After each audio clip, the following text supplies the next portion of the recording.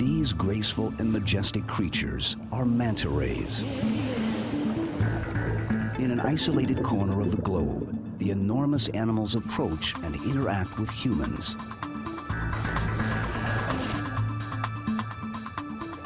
And where there are mantas, there are sharks.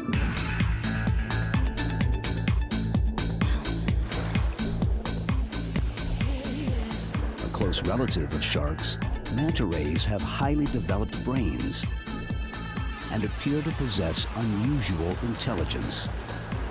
Researcher Dr. Robert Rubin studies the fascinating behavior and biology of mantas. And the best place to find them is 250 miles southwest of the tip of Mexico's Baja Peninsula. These are the giants of San Benedicto.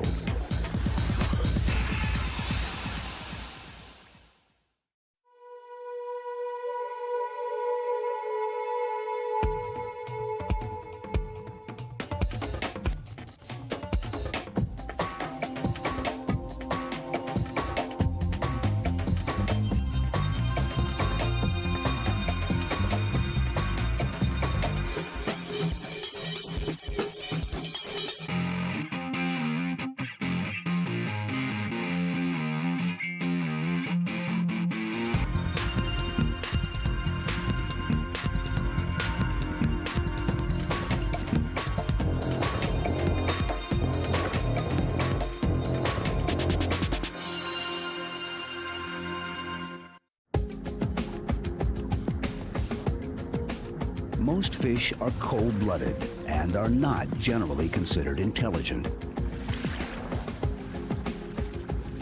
Manta rays, however, appear to be warm-blooded, have very large brains, and are perhaps even smart. The giant animals were once called devilfish because their cephalic fins resembled the horns of a devil. Now known to be harmless filter feeders, manta rays prey on nothing larger than tiny fish and plankton.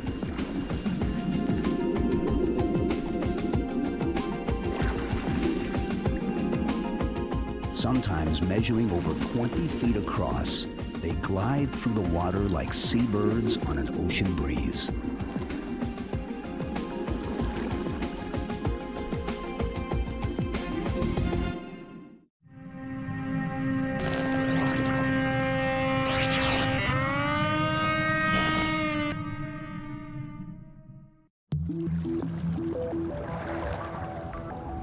Manta rays are elasmobranchs, fish whose skeletons are made of cartilage rather than bone.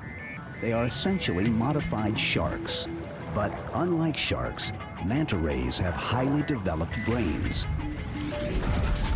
the largest of any fish.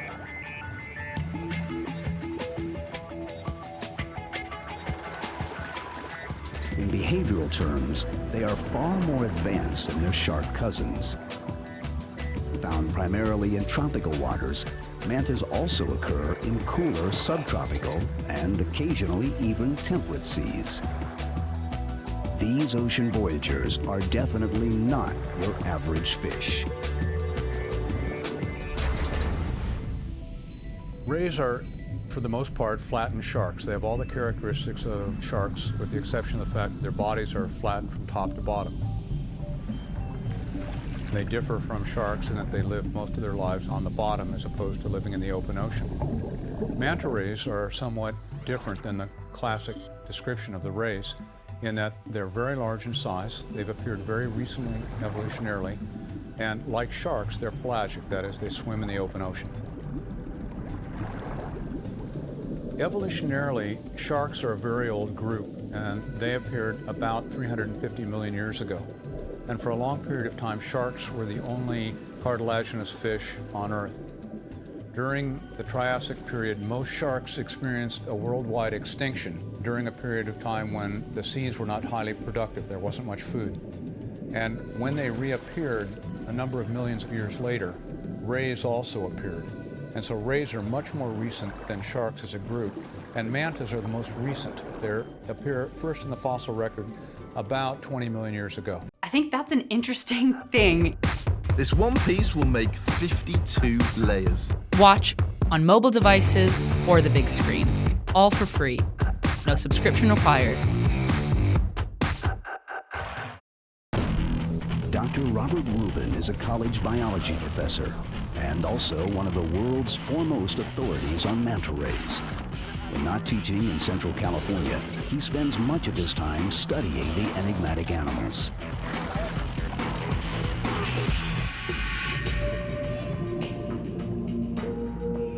His passion, unraveling the mysteries of this little-known giant. I was attracted to manta rays when I first saw them in the southern Sea of Cortez 30 years ago. I doubt that I've ever seen an animal that has more charismatic grace and elegance. As a biologist, we become very curious about animals at the extremes. I've always been interested in animals that seem to be pushing either environmental limits or evolutionary limits. The beauty and the grace of the animal, coupled with the fact that almost nothing is known about them, and the fact that they seem to live in a very unusual environmental niche, can't help but attract a curious biologist.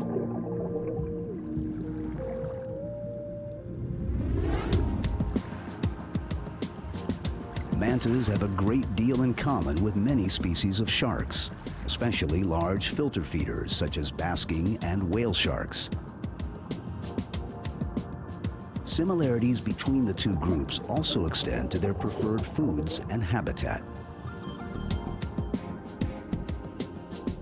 Manta rays and a number of species of sharks are almost always found to coexist in similar habitats. And in large part, this is a function of the availability of food. Most of these offshore reefs and underwater seamounts experience extensive periods of upwelling, and it increases the nutrient quality of the water, and the food chain begins with that, and so there's always food. And as the food goes, the mantas and the sharks go. It's one large pelagic community following the food.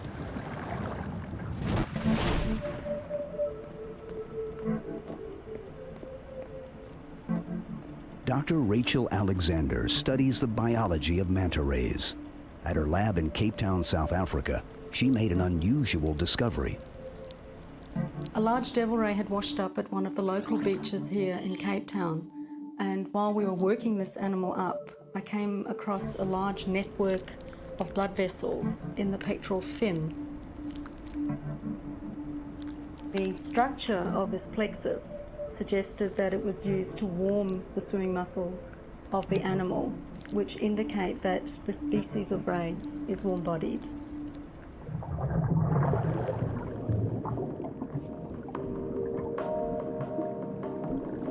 Many scientists believe the evolution of blood warming in wide-ranging species, such as manta rays, is related to a phenomenon called niche expansion. Most fish that are cold-blooded don't venture very far from their preferred habitat. But when body temperatures are elevated above those of the surrounding sea, animals can migrate into colder waters. These rays have been known to occur in differing water temperatures, colder waters than normally expected for these animals that live in tropical and subtropical regions. There's even an unconfirmed report of manta occurring in waters off Alaska.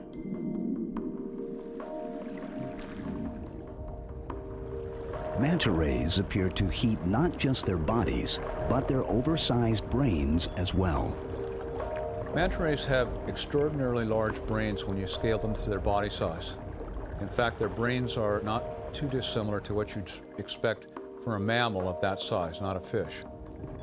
And as we look at the brains, we see that not only are they large in size, but the specific areas that are expanded to make them large in size are the same areas that are expanded in the mammalian brain.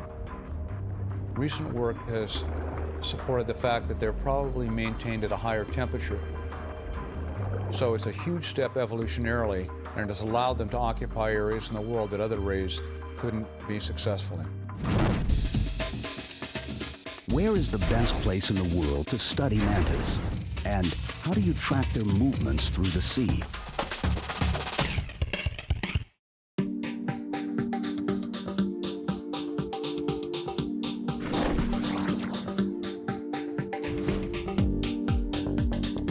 To study manta rays, a team of researchers and filmmakers traveled to the southwestern tip of Mexico's Baja Peninsula. The region is a busy tourism and sport fishing destination and the gateway to the remote Socorro Islands.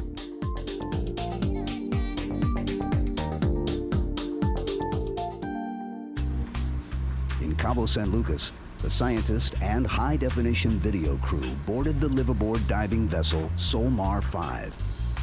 It would be their home at sea for several weeks. The expedition included Bob Rubin, his colleague, microbiologist Dr. Gavin Chilcott, and veteran cinematographers Tom Campbell and Dennis Kaufman. Before departure, Rubin and Chilcott prepared their research tools, including acoustic surveillance equipment. Gavin and I built a PVC cage that would fit over one of the skiff's sides that we could attach a hydrophone to. That allows us to actively track the animals around the island, so we can use the tags in an active way by following them in the skiff with a hydrophone. And so it gives us a daily pattern of the animal's movements.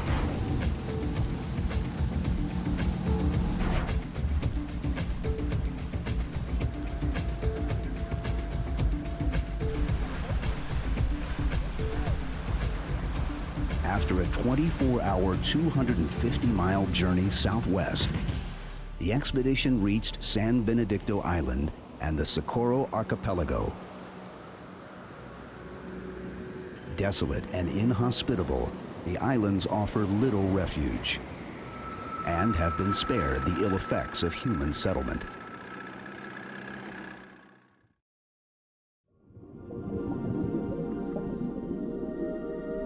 The isolated region is, however, a beacon to sharks, whales, and other pelagic animals.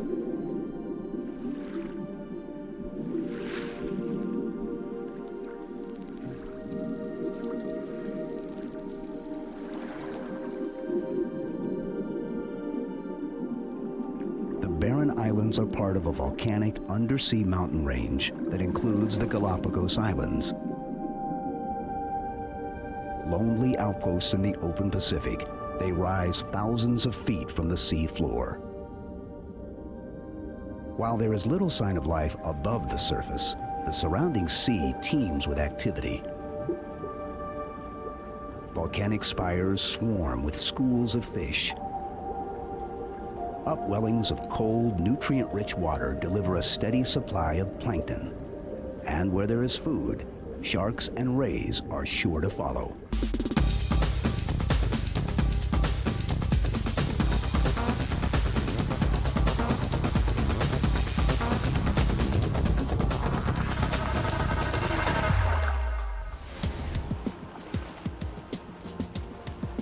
The main islands in the group, San Benedicto, Clarion, and Socorro, are spread out over hundreds of square miles. Bob Rubin has made dozens of trips to the archipelago. San Benedicto Island in particular is arguably the best place on the planet to study the giant rays.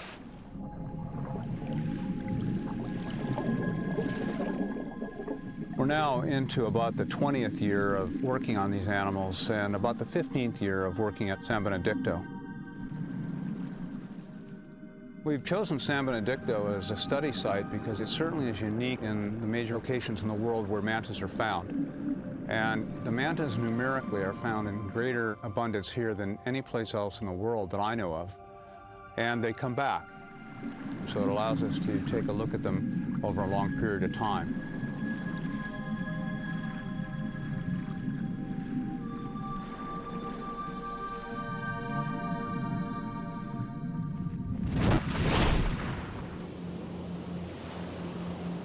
At San Benedicto Island, Bob Rubin and Gavin Chilcott explore recent evidence of volcanic activity.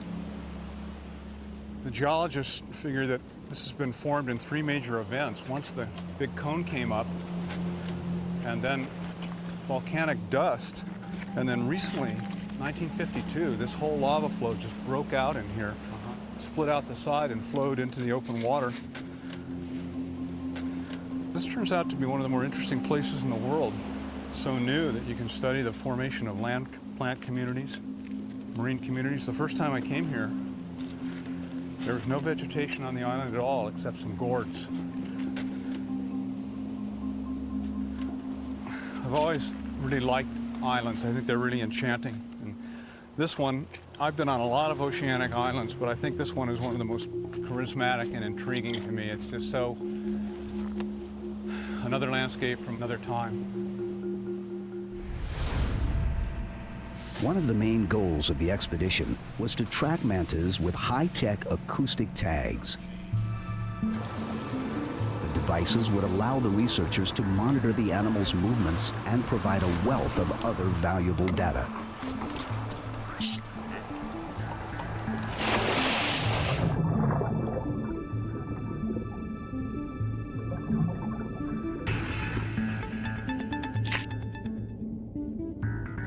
Recently, in an effort to find out more about manta movements and the way in which they use specific habitats, we've begun to apply small acoustic tags that allow us to track the animals by using underwater listening stations. The listening stations are receivers that are placed at various locations in the habitat around the island and are running continuously.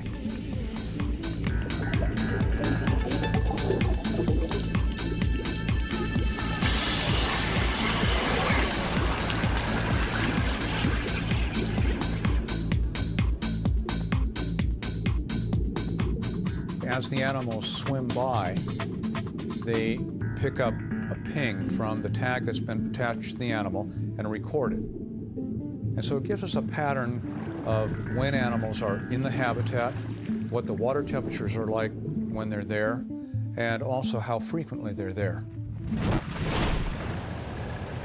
Often these shallow bays are places, in the morning particularly, mantas will come in and move around these bays. Interestingly, in the later afternoon, they seem to go around from point to point. Actually, what we want is we want to be as close to the tip of the lava flow right there as we can get to get at least one good mark on the GPS.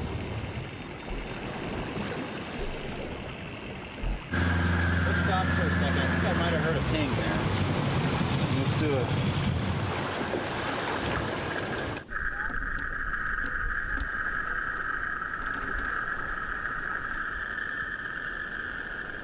Analyzing the data has shown us that the animals are present somewhat infrequently, and for the period of time that the tags have been out and the animals have been recorded, they're only in the habitat about 2% of the time.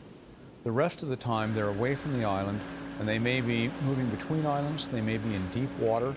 We're not sure where they are, but we know that they're not close to the listening stations. We also have found that they're primarily animals of the early day. During the night, we have very, very few hits from our stations suggesting that during the daylight hours they're present, and during the dark hours they're not around the island at all. Well, this animal is probably right behind this lava flow. We just got several pretty strong signals, and then they're gone now. And the only thing you can guess is that it's going in and out of those troughs. Coming out, we get a signal. When it goes back in, we don't get one. Let's go see.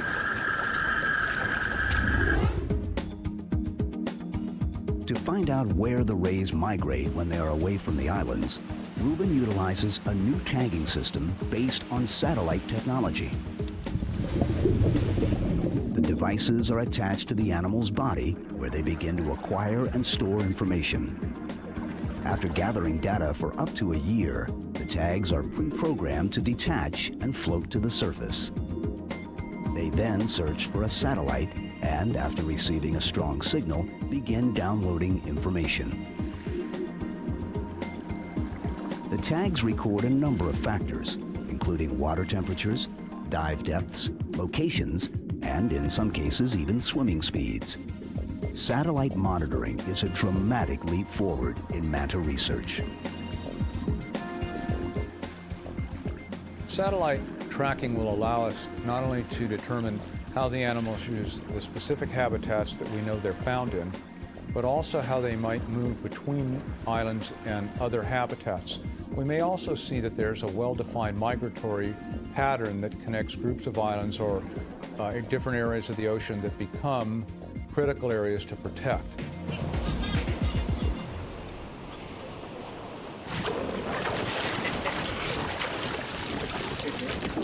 Oh, that wasn't as impressive. You never make it in the Force Recon guys, just coming up like that.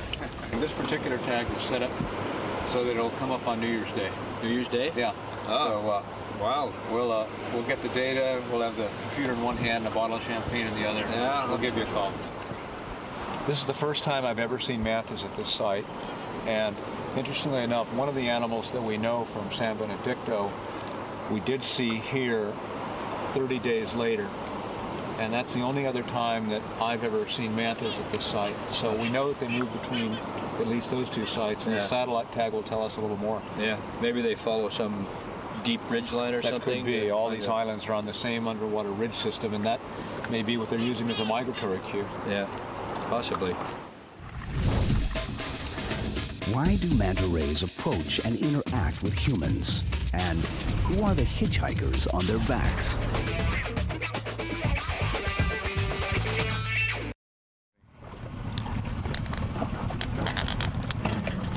All right, are we ready? Let's go. Ready.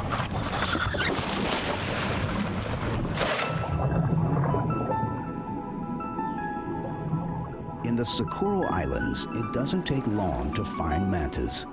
Drawn to the sound of boat motors, the animals immediately approach and exhibit their renowned behavior. Even after 20 years of studying the rays, Bob Rubin is still amazed at how the animals court human company. The interactions that exist between manta rays and humans are not only curious, but remarkable. And I think it's fair to say that nowhere else in the world can people interact with wild vertebrates of this size and these numbers. Wild vertebrate animals are not normally curious about humans except as potential predators or perhaps prey. But mantas seem uniquely curious about human organisms to the point of courting the interactions, coming very, very close and making eye-to-eye contact, and allowing humans to stroke them, ride them, pet them. Just about every possible type of contact that a person could make is not only possible, but it seems to be promoted by the behavior of many of the animals.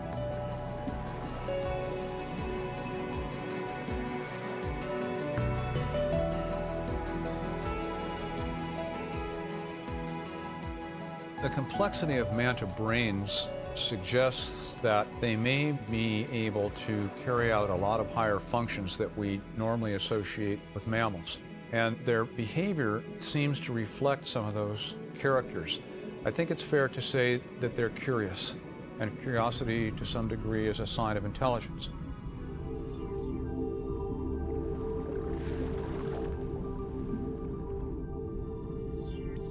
One of the most intriguing aspects of manta and human interaction is that the animals appear to favor certain divers. In simple experiments, Rubin has attempted to discover how they choose their favorite playmates. Certain mantas will allow certain individual humans to come close while moving away from others. And we wondered as to how they might be able to tell. And so in small little experiments, we've changed diving gear. And they still are able to recognize the person that they would allow to come close and the person that they reject.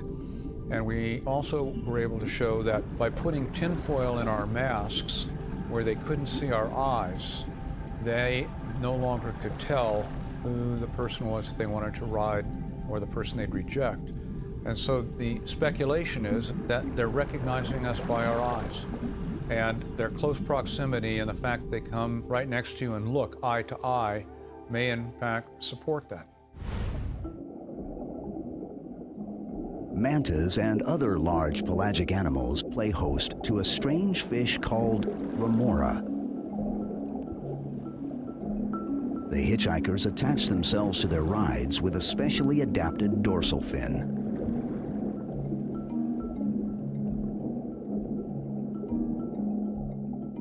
Whale sharks, such as this 45-foot giant, are frequently covered with dozens of the fish.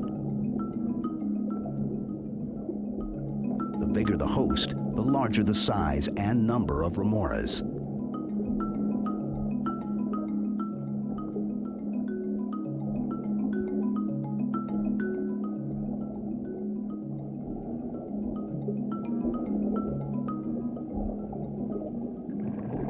Even a juvenile whale shark has to contend with the pesky freeloaders.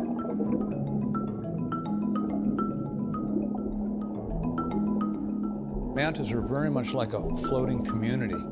In open water, very big organisms like this attract a lot of other organisms that use manta rays either as shelter, protection from predators, as a source of transport from one spot to another, or perhaps even a guide to take the other species to food.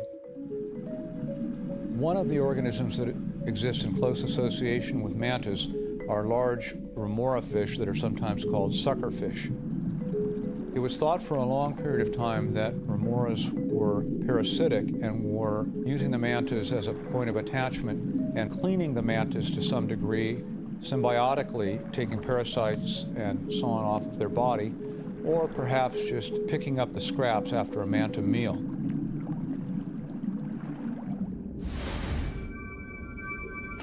To investigate the relationship between the two fish, Rubin enlisted the services of a freediver.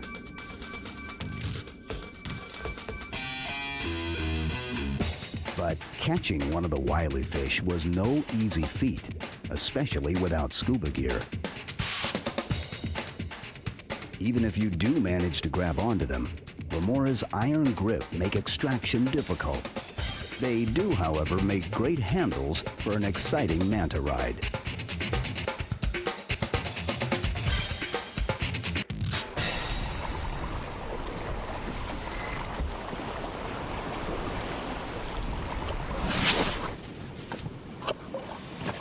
You can see the disc, and this is a fin. Yeah, this is the dorsal fin, the same fin that you see in a shark. It's just modified into a sucker. And in a regular fish, the fin rays that go into the fin to hold it up have been modified here into these sucking arrangements. They tie in, and then they pull into the skin and create a suction and also a grip. You can feel the reverse spines here. It's kind of like a gill, but of course it's not. And those are just the rays of the fin. The inside of the gills are overlapped. They may be straining plankton in the same way the mantas are. The Remora revealed an exciting discovery. Remoras, like mantas, appear to have their own hitchhikers. These are copepod parasites. They're very interesting, probably unknown. I would bet this is a new species. These kinds of parasites are species specific. So it could be that this kind of copepod parasite, this species, is found only on Remoras. There are similar copepods like this, but they have much longer tail structures, tail-like structures, that are found in the dorsal fins of sharks. Back at his lab, Rubin made a more thorough examination of the unusual fish. His findings have helped to disprove many long-held theories about Remoras and their relationship with their hosts.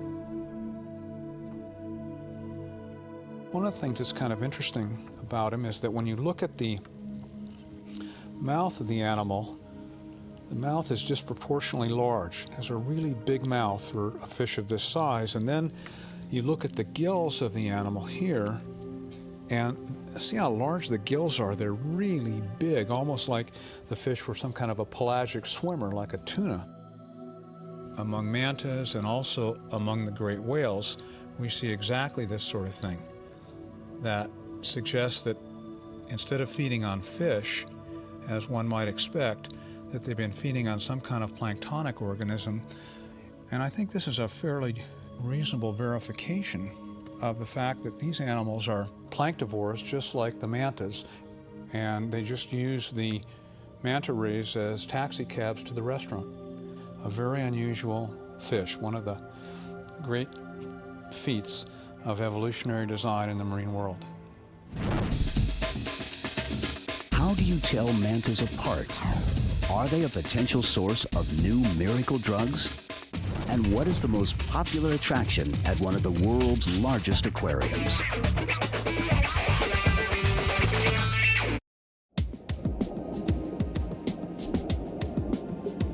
Despite the fact that manta rays are very large in size and widely distributed, relatively little is known about their biology or genetics.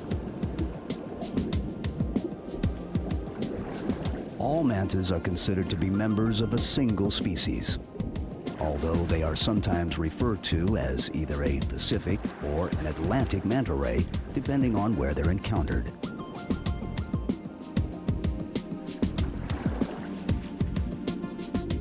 The rays also have two distinct body patterns. Manta rays occur in two different color types. One of them with white on the back and a large V at the base of the dorsal fin, and we call those chevron mantas, and others are solid black like large stealth bombers, and we call those black mantas. The black mantas are not found typically in warmer tropical waters, whereas the chevron pattern seems to be the most common pattern worldwide. Individual manta rays, like orcas and humpback whales, have distinguishing characteristics. These subtle and sometimes dramatic differences enable the researchers to utilize photo identification. Each animal has a different marking, very much like an individual fingerprint. By looking at these through time, we've been able to establish that they don't change. And so that once you have a photograph of an animal's undersurface, you can enter it into a catalog and you can match it time after time to new photographs. We've identified now 146 individuals, and of that 146 animals, we've seen about 40 animals more than once. Some of the animals we know for as long as 15 years. The photo identification system allows us to get an estimate as to how big this population is and whether it's what biologists call an open or closed population. And that really means, are animals moving in and out of it from other sources, or does this population represent one large group of animals that are genetically related, like large families? Bob Rubin and Gavin Chilcott's research includes DNA sampling of manta tissue. These clues help the researchers piece together a difficult genetic puzzle. Acquiring a DNA sample requires a specially tipped spear that extracts a plug of tissue the size of a pencil eraser.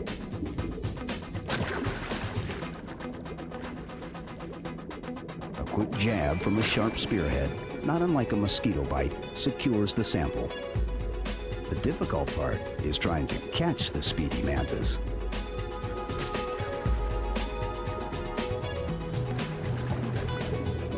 In sampling small amounts of skin and surface tissue, we're able to bring that tissue back to the laboratory and analyze the sequences in the DNA of the cells. Those sequences, when compared to other samples, will tell us the kinship similarities between individual mantas and also between groups of mantas, for example, those found in one group of islands as opposed to those found in another.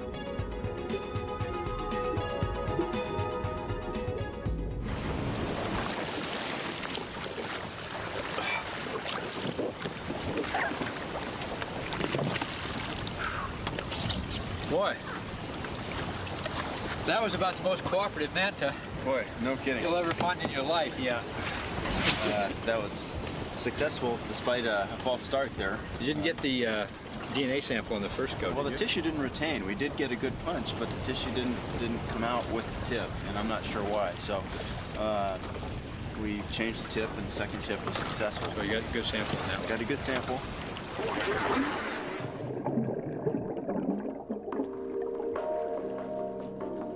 The research team also collected samples of the mucus coating of mantas. The potential healing properties of the mucus may one day be the source of new wonder drugs. Elasmobranchs as a group, the sharks and the rays, seem to have a remarkable capacity for wound repair and tissue regeneration. Manta rays are covered with a very fine mucus film. One of the new things we've become interested in is the role that this mucus might play in protecting manta rays from pathogens, from bacterial invaders. And so recently we've collected some of this mucus and brought it back for laboratory analysis. It's possible that mucuses of this type may have antibacterial qualities not only for the mantas, but also for human skin as well. And it's theoretically possible that things like this could be produced by pharmaceutical companies and used to enhance wound repair and decrease the potential for infection. We know that we've extracted a lot of natural products, drugs and things that have been very useful in the human condition from tropical rainforests, and the sea seems to be the next frontier for that.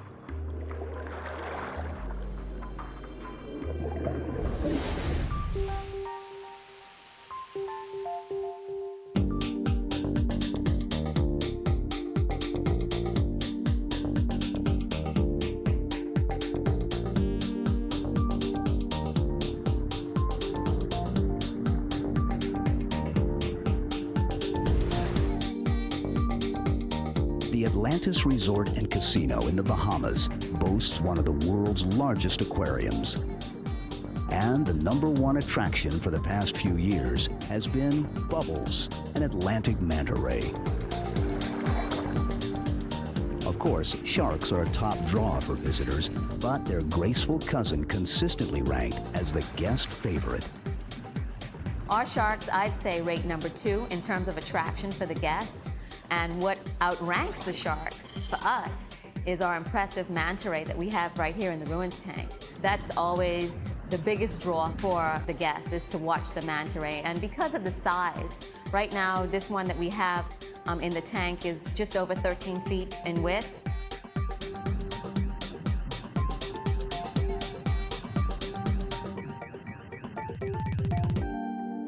Bubbles easily acclimatized to her new surroundings.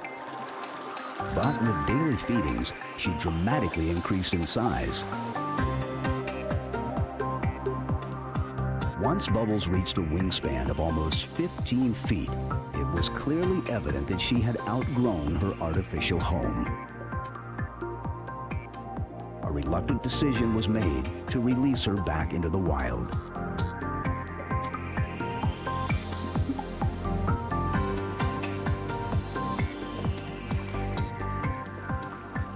Capturing and transporting such a huge animal was no easy feat. Timing was critical, and a helicopter waited on standby. Released within just a few minutes, she quickly bolted into the depths. Basically, she just outgrew the aquarium. They grow really quick. They almost double their size in the first year. So we had to release her. It went very well. It was a great effort, great team effort.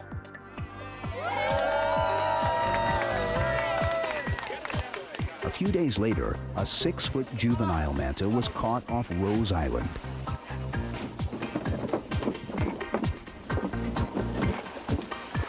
Like Bubbles before her, the new ray, appropriately named Rose, will be a top attraction at Atlantis.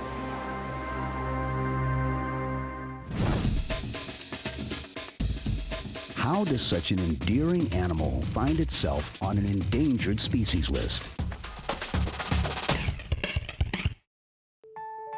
In February 1994, members of the conservation group Sea-Watch visited the Socorro archipelago. They were there to scuba dive and snorkel with the famed mantas. On Valentine's Day, Mexican fishing boats appeared and started pulling in nets off the southern tip of San Benedicto Island. Mantas that the group had been interacting with the day before were hopelessly trapped in gill nets.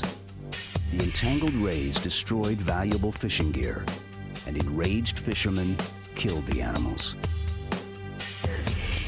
Sea-Watch brought the disturbing video footage to the attention of the Mexican media.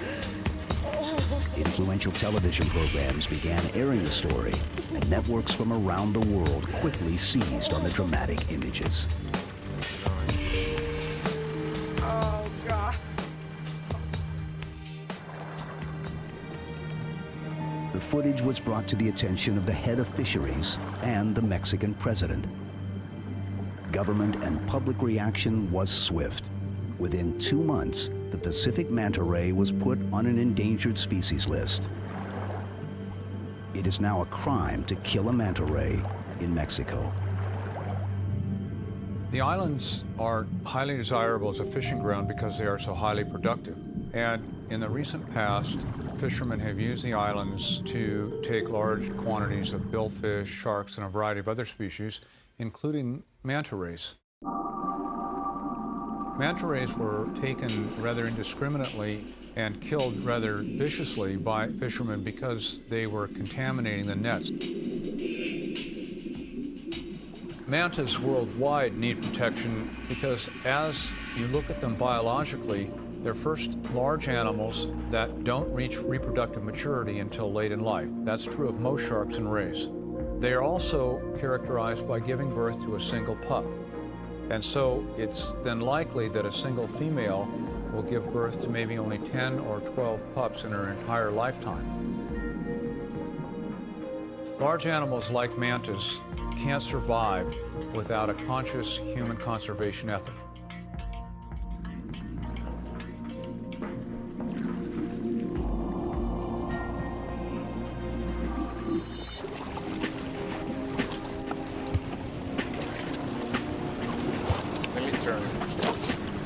Pretty spectacular. Are there any mantas out there? 3. Three. Black ones? One black one and 2 chevron ones, and we got a very good measurement of one. Oh, A yeah? complete measurement of both the width and the length.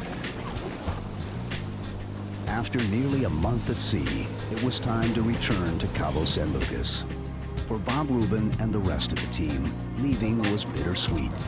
But the expedition revealed many new insights into manta biology, distribution, and behavior.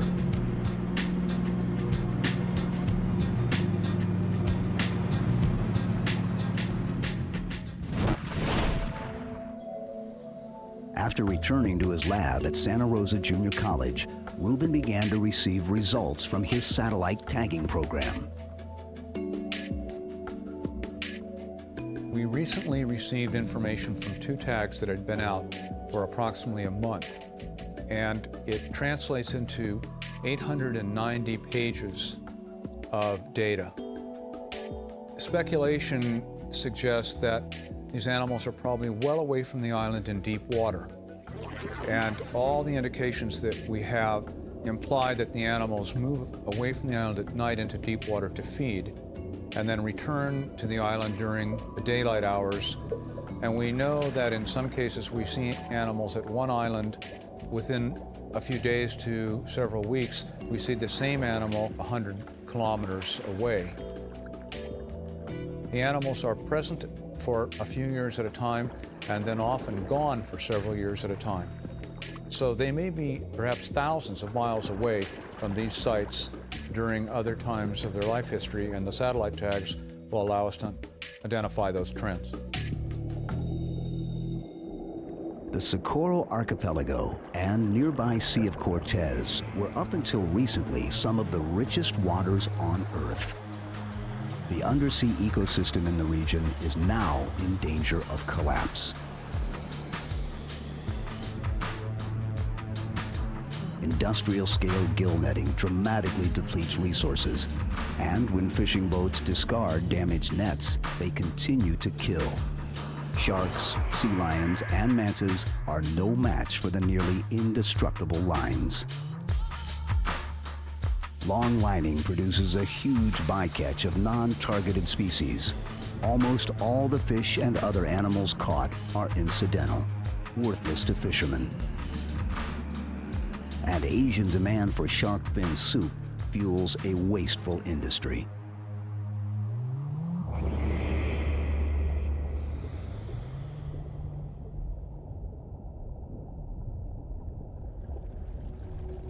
There is hope. Due to the conservation efforts of groups such as Sea-Watch and the Save Our Seas Foundation, and scientists like Bob Rubin, mantas have a fighting chance of survival. The Socorro Archipelago is now a protected biosphere of Mexico. Manta rays are one of the most incredible organisms the planet has ever spawned. And to watch them, to be around them, to have the ability to study them and know more about their biology is exciting beyond belief. I'm very optimistic about the future because I think some of the work that we're doing and the work of others will result in a much better understanding of who they are and how important they are in the structure of pelagic communities and in the world's oceans as a whole.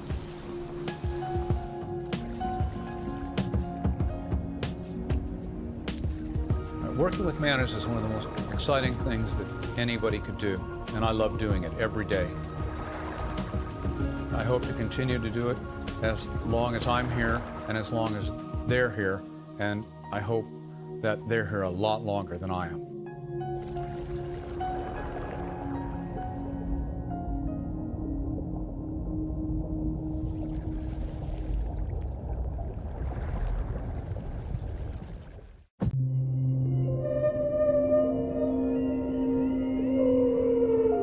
A male humpback whale, a singer.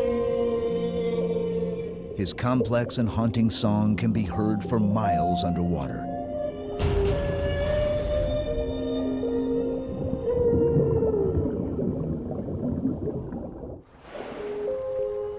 Humpback migrations are legendary, epics of time and distance.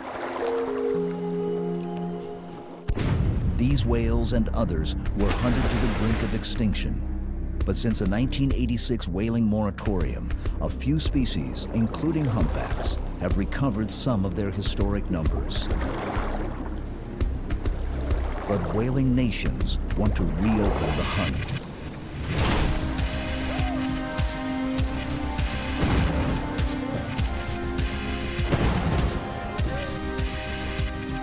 Japan currently kills whales in a controversial and lethal research program. In the Antarctic, massive factory ships stalk minke and fin whales. Now, they've announced their intentions to target humpbacks. You're in a whale sanctuary and you're assisting in illegal activity. Remove yourself from these waters immediately. Captain Paul Watson of the Sea Shepherd Society has made it his personal mission to shut down the whaling industry. In the Southern Ocean Whale Sanctuary, Watson and his teams chase, harass, and ram Japanese ships. They're heroes to many, pirates and eco-terrorists to others. Nations such as Tonga are being recruited to take sides with pro-whaling nations at the International Whaling Commission. But Tonga also has a fledgling whale watching industry. And whale watching is a very popular and lucrative business, especially in the Hawaiian Islands. In winter months, humpbacks are Maui's #1 tourist attraction.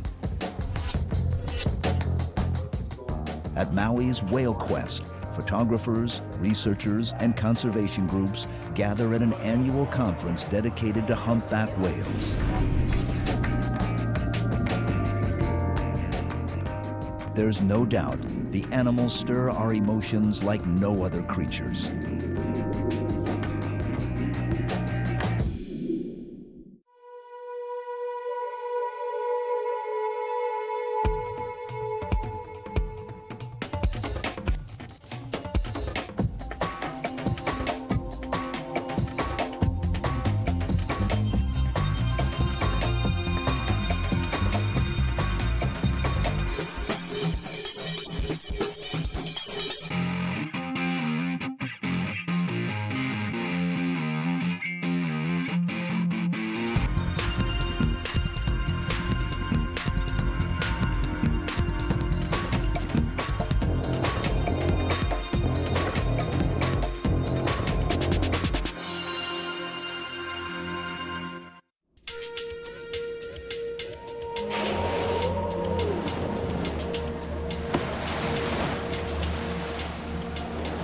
humpback whales breaching, jaw-dropping acrobatic feats.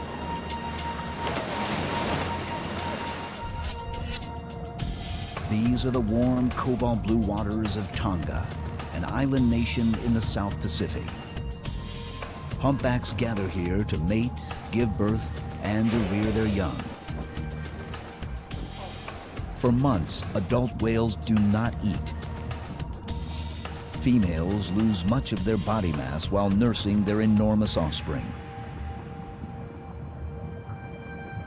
From the tropics, humpbacks then travel thousands of miles to rich feeding grounds in colder seas of both hemispheres. Considering they haven't eaten for half a year, it's a tremendous migration.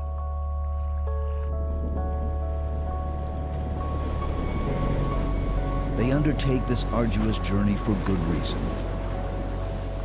Whether it's krill in the Antarctic or herring in Alaska, humpback whales need to consume a lot of food before their return voyage.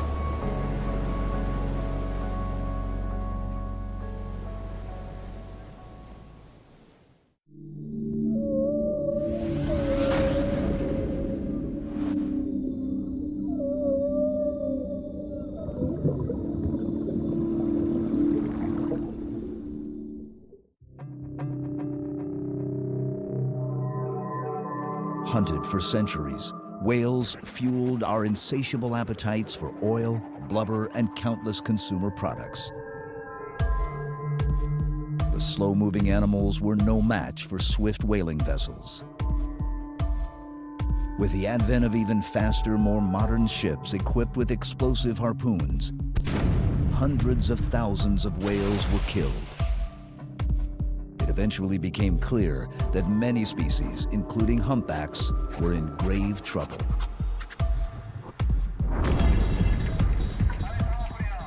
A global moratorium stopped the commercial hunt in the mid-1980s.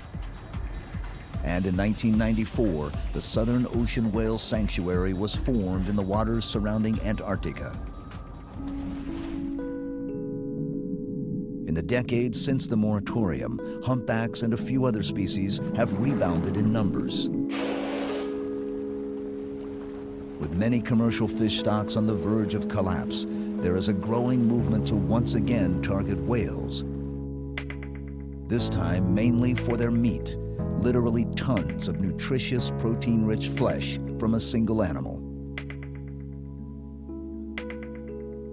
The ban on hunting whales is still in place, but through a loophole, whales can be killed for scientific or research purposes. Japan is one of the leaders. The merits and legitimacy of this lethal research are hotly debated. Critics denounce Japan's scientific program as a front for renewed commercial hunting of whales. The Japanese counter that relatively plentiful and smaller minke whales that were not historically targeted are fair game.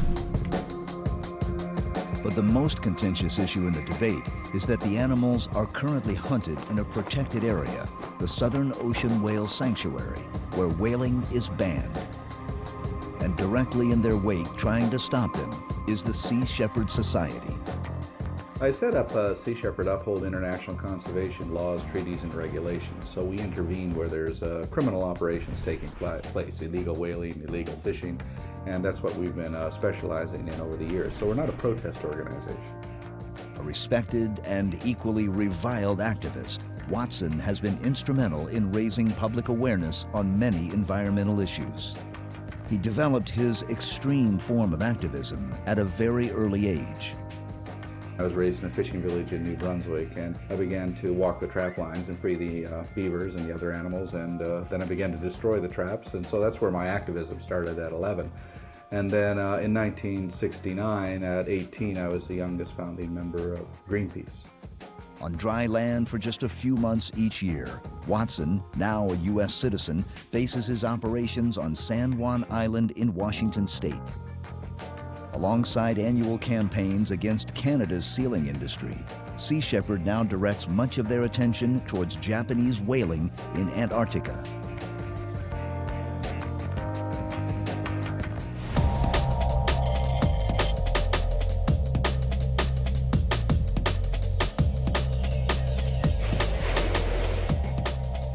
austral summer, hundreds of thousands of whales migrate to Antarctica. Countless marine mammals gather in these frigid seas to feed.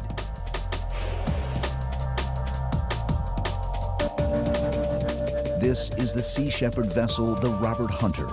Its mission, to hunt down Japanese whaling ships. I had been wanting to go down and confront the Japanese fleet for years, but it wasn't until 2002 that we were able to afford our first campaign to go down there. And we just completed this year our 4th campaign to Antarctica. And it's proven to be more successful every year. Our tactic's pretty simple. We just simply chase them and they run and they don't kill whales. So they're only able to get half their quota over the last 2 years.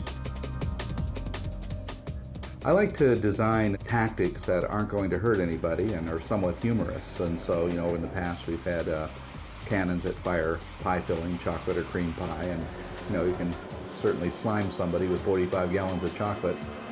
We're always constantly trying to come up with tactics that are designed to be effective, yet at the same time will not injure anybody that we're opposing.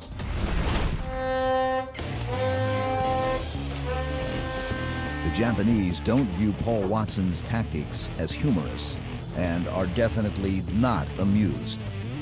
Smoke and stink bombs are just one of the many ways in which Sea Shepherd disrupts the operations of whaling ships.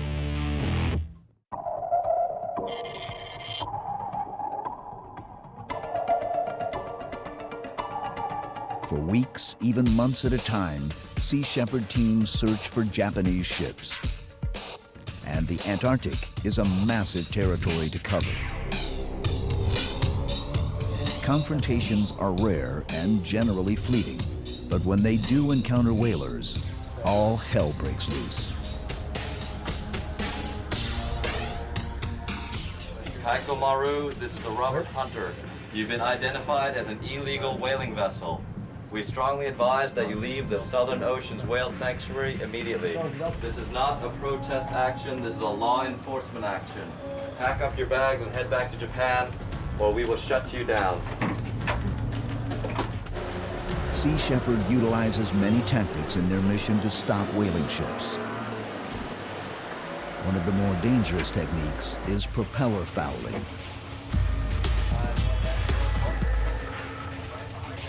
Middle of an action, dude.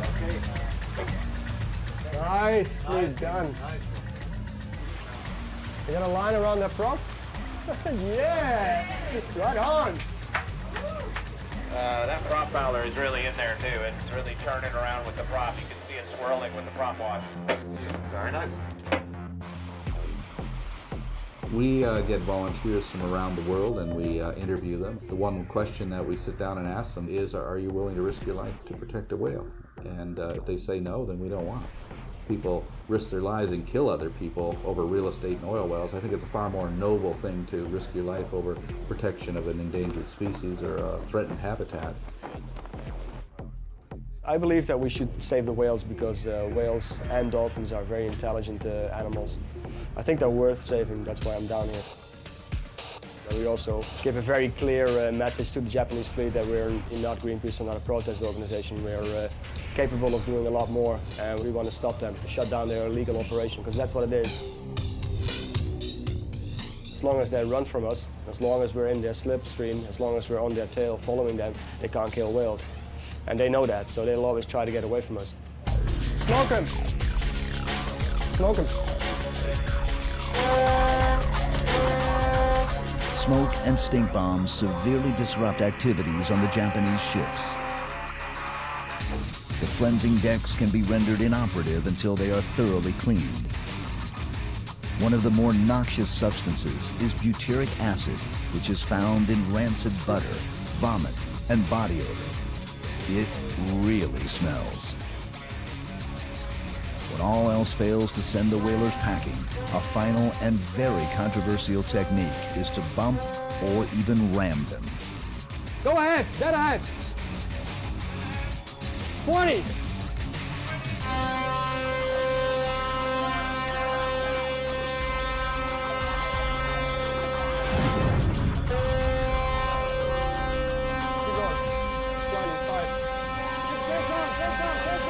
Stop!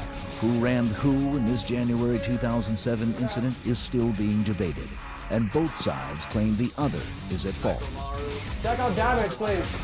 Any people checking the damage? Takomaru, this is the Robert Hunter. This is not a protest action, this is a law enforcement action. Holy look at the chip.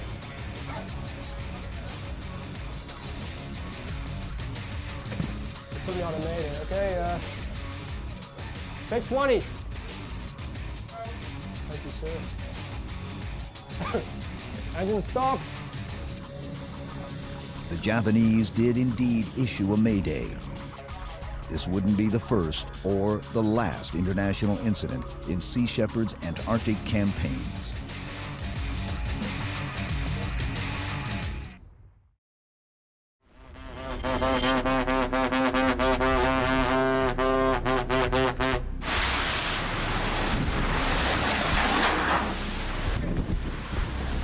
Oriental Bluebird, or should I say the SS Whale Meat, please remove yourself from these waters. You're in violation of international conservation regulations.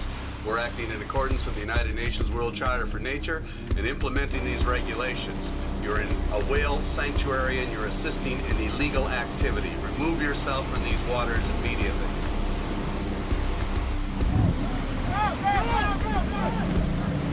Teams on board Sea Shepherd's second ship, the Robert Hunter, confronted the main factory ship, the Nishin Maru.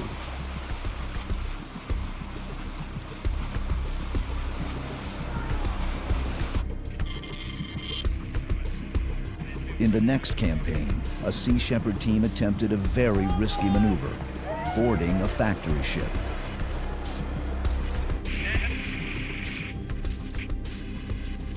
Be advised, they are attempting to throw Topsy overboard. I say again, they are attempting to throw Topsy overboard. Yushinmaru, this is Steve Irwin. You are detaining 2 of our crew members illegally. You are detaining 2 of our crew members illegally. We strongly advise that you release them. The 2 Sea Shepherd crew members were held briefly by the Japanese. They were eventually turned over to Australian officials who had helped negotiate their release. Back on board their own ship, they were greeted as heroes. Cheers. Cheers. Life jacket.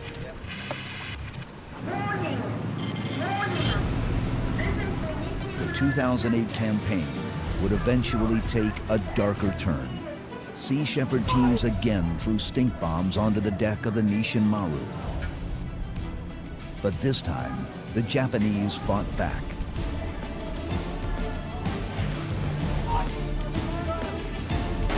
Armed guards tossed flash grenades at the Sea Shepherd crew.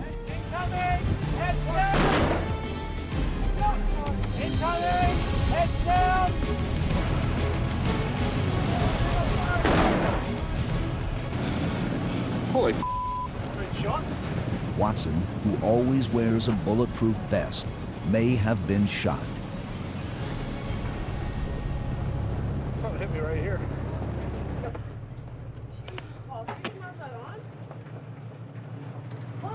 He's been hit by a bullet.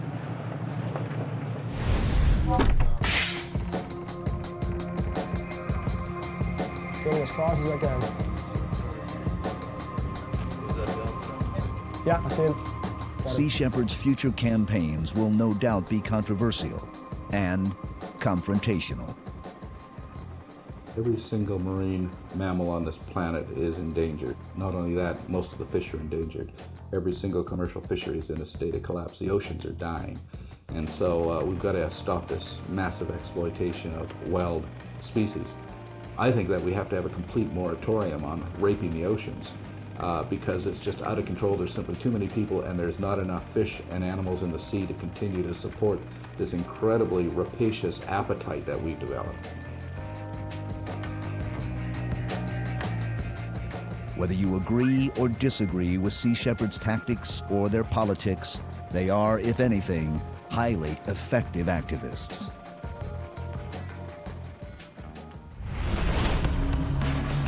There are alternatives to killing whales. Whale watching is a very lucrative business. a live whale can be worth far more than a dead one. Oh my God, he is showing off.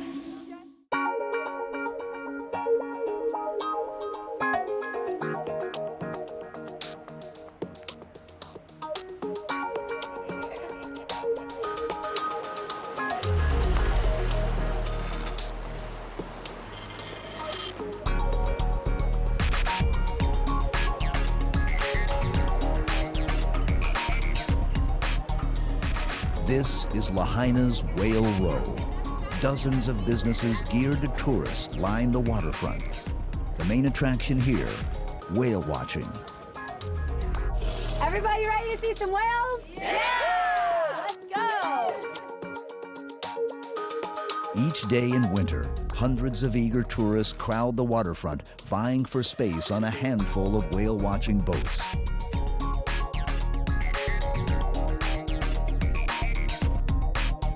All right, watch your step there, folks. Welcome on board. Taking us home. Welcome aboard. Nope. Whale-watching boats of all shapes and sizes head into the channel between Maui and Lanai in search of humpbacks. My name is Nate. I'm going to be your naturalist on the mic, telling you what we're looking for out there today in North Pacific humpback whale. The main thing I think is so great about ecotourism is it gives a chance to people to get as close to these animals as legally and ethically possible. We get to take people out here and show them these whales, you know, literally probably the biggest thing they'll ever see in their lifetime. This is definitely the biggest tourist attraction here on Maui. I believe yesterday we had 492 people out. We're trying to break the record. Our goal is to get 500 people out here in one day. Favorites of everyone, crew and guests alike, are the small calves. We got a spy hopping calf.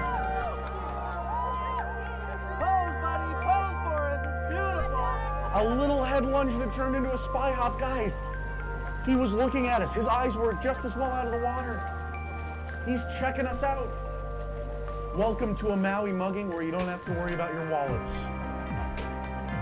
Now, another cool thing about watching these calves is they do have smaller lungs, so they aren't down that long. There's that. No one ever seems to tire of Hawaii's most famous seasonal residents. I love it. You know, the more time you spend out here, excuse me, whales up, 9 o'clock! The more you do it, the more you realize how magical this is, and to have a close encounter with the whale. Even for those of us that do this, I drive 14 charters a week. To have that experience is just absolutely unbelievable. Before long, it's time to head back to the harbor to pick up yet another group of tourists. Make no mistake, this business makes a lot of money. It breaks my heart, but we do have to start heading back towards Lahaina. So nothing makes whales fly out of the water faster than heading for home, so do keep an eye out behind us. Did you guys have a good time out there today? That's what we like to hear. Well, she's absolutely right. Private whale watching charters also depart from many of the island's waterfront resorts. Welcome aboard, guys. Go ahead and follow that down. Go ahead, guys. There she goes, 4 o'clock. There's another group, 3 o'clock. Every group you're seeing right now is mother calf escorts.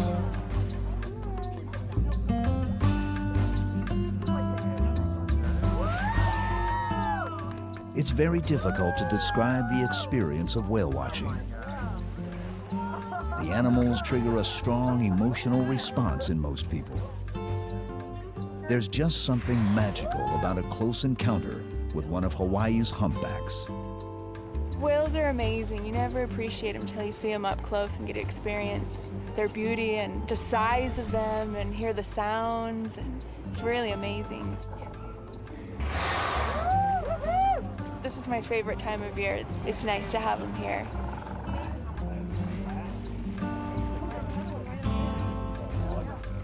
Right there. Oh. up. Here he comes. Hey, buddy. Right there. Hey. Wow. Yeah, that's how you look at it. What goes on in the lives of whales? Well, we're always curious about the unknown. I think maybe that's one of the strengths of being a human being, that the unknown is a challenge. And it's also a source of attraction and focus. And so here you have this gigantic animal. It's bigger than anything that you've got on Earth, and yet you realize you don't know anything about it. You don't love things that you don't value, and you don't value things that you don't know. Whale watching is an avenue to getting to know something, which will lead to getting to value it, which will lead to being concerned with saving it. Look at these whale soup, folks. There's 3 or 4 here.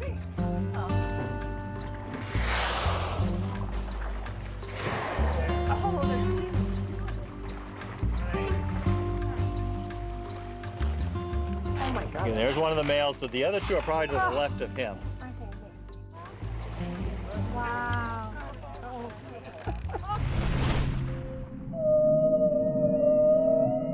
Deep below the surface, a male humpback calls out to other whales.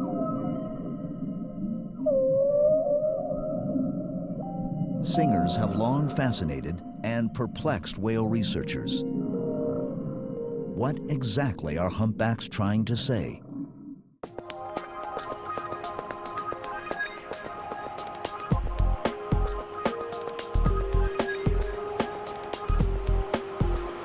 Canadian scientist Dr. Jim Darling spends the winter months in Maui studying humpback whales.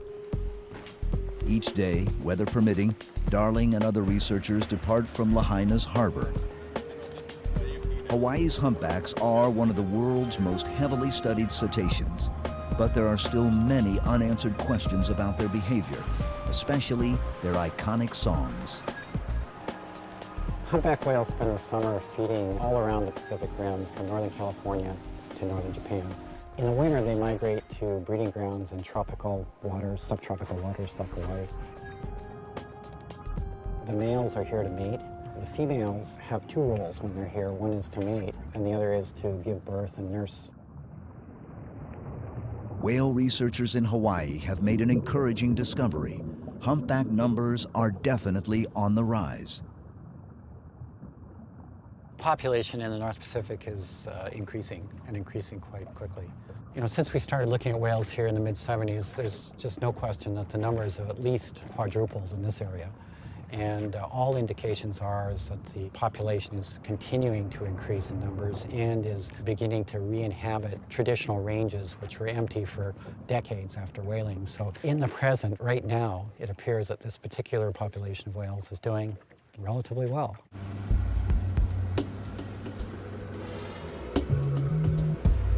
Darling motors around the channel looking for signs of humpbacks, specifically lone animals. Surprisingly, it's only the males that sing. We've learned over the years that most singers are alone. They're lone males. And so, you know, if we're traveling along and we see any single blows, you sort of go over there just to check, because the odds are greater that they're singing than if whales are in groups. The songs are so loud, they can be felt through the boat's hull.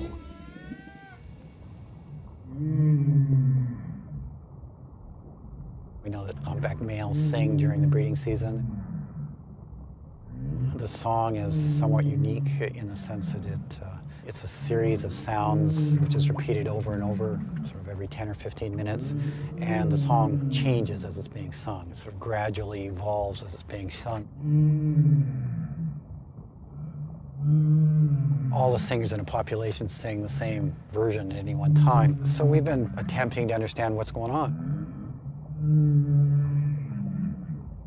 Why are they singing? What's the function? How does it work? I mean, what's the purpose of it all?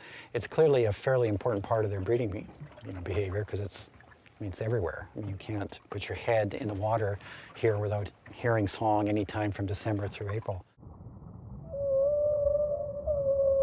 The greatest misconception about whale song is that it's males singing to attract females for mating purposes, and that idea has been around for several decades. The problem is that no one has ever seen a female attracted to a singer. Singers sing until other lone adults come and join them, but those other lone adults are other males.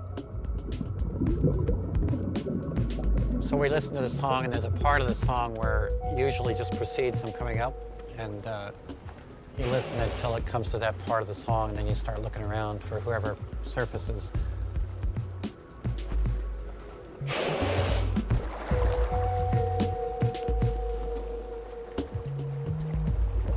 Before song recordings can be analyzed, the singers have to be identified. Each whale has a distinct tail fluke, much like a human fingerprint. I mean, we always like to know which individual is attached to the song. We may be comparing songs of different individuals, or we may have repeat sightings of this guy, and we want to see how his specific song has changed over time. We also ID him because we may see him in different groups through the day. There's quite a bit of interaction going on here between the two males, and the mother and calf probably trying to stay out of the way.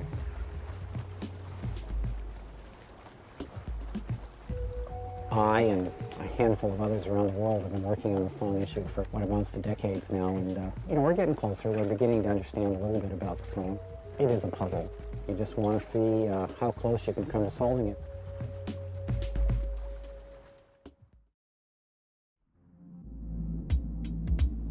Jim Darling and others in the whale research community are very alarmed at news of humpbacks possibly being targeted by whalers. Hawaii's whales do not travel to Antarctica and would not be hunted, but there's concern that renewed commercial whaling would make its way eventually to the North Pacific. Many humpbacks, like these animals at play, have no fear of people or boats. They would make easy targets for whalers.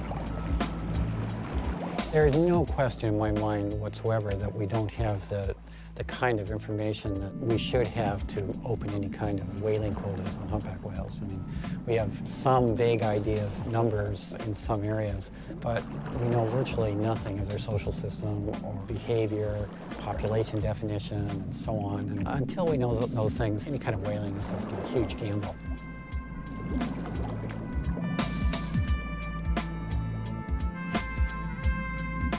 Researchers and whale watchers are not the only people concerned with the welfare of humpbacks.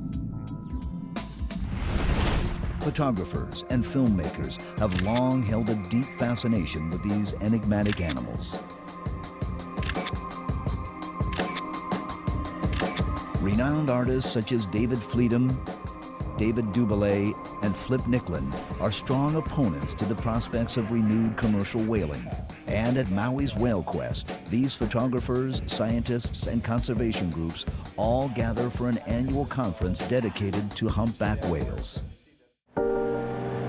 Still photographer David Fleedham has a special affinity for humpback whales.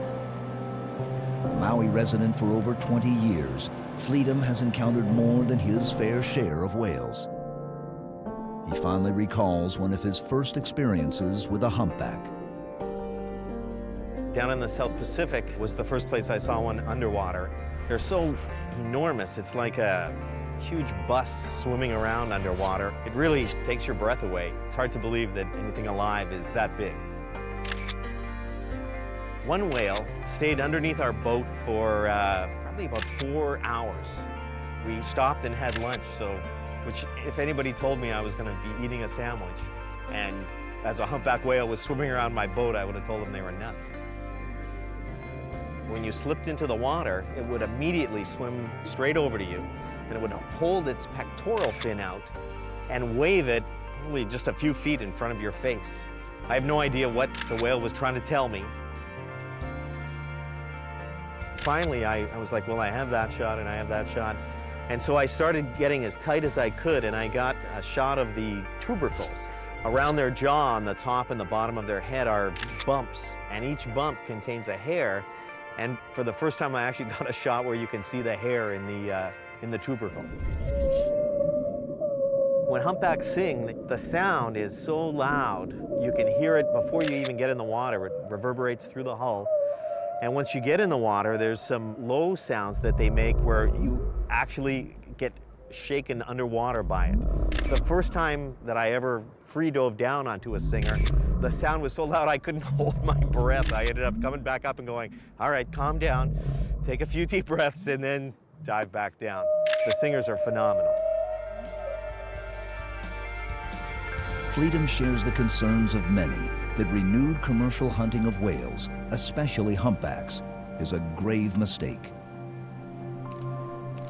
It seems that to begin whaling again at this point in time is ridiculous. The whales have been protected for so long. In the 20 years that I've been in Hawaii, I hear more and more of encounters between boats and whales, friendly encounters, where the whales approach the boat and they stay around the boat. But the whales, I think, are just getting more and more acclimatized to people and boats and have no fear of them. To now begin hunting them is like hunting bears in Yellowstone Park.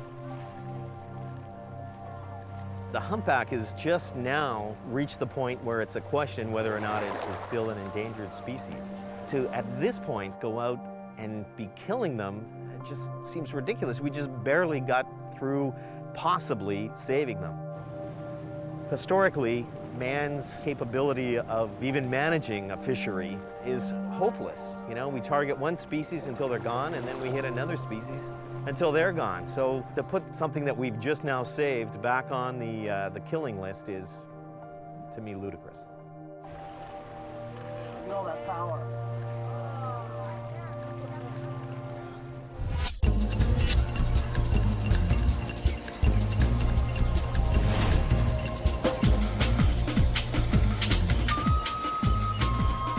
Kapalaua's Whale Quest Conference, a diverse group of artists, researchers, and conservation groups gather to celebrate Hawaii's most famous cetaceans. Scientists like Dr. Jim Darling present some of their most recent findings to an eager public. Everyone here, it seems, loves humpback whales. Whale Quest is a 3-day event that we put on every year to help try to bring the research community together with the public so that we can share what we're learning about whales and try to get everyone as excited as we are about what we have right here in our backyard. We have up to 60% of the North Pacific population of humpbacks coming here every year. What we want to do is share that information with as many people as we can and get it out. And Whale Quest Kapalua is one way that we can do that.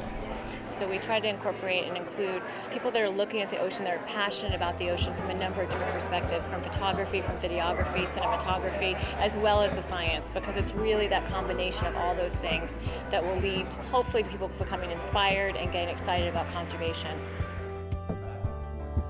The size of these creatures in the water is extraordinary. It's that wonderful majesty to a whale. It's a presence that is unknown on this planet. There's no other animal that has that enormous, silent, and absolutely graceful presence.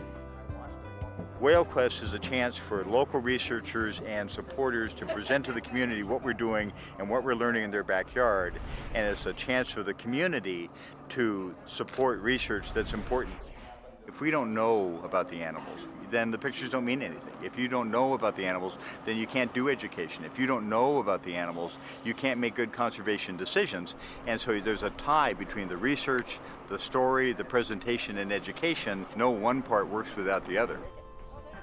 During Whale Quest, Flip Nicklin, David Dubélé, and other participants also get to become whale-watching tourists.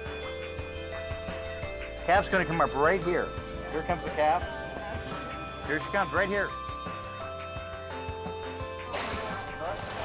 Whale watching and whale tourism like this, these animals are completely relaxed. They're playing around the boat.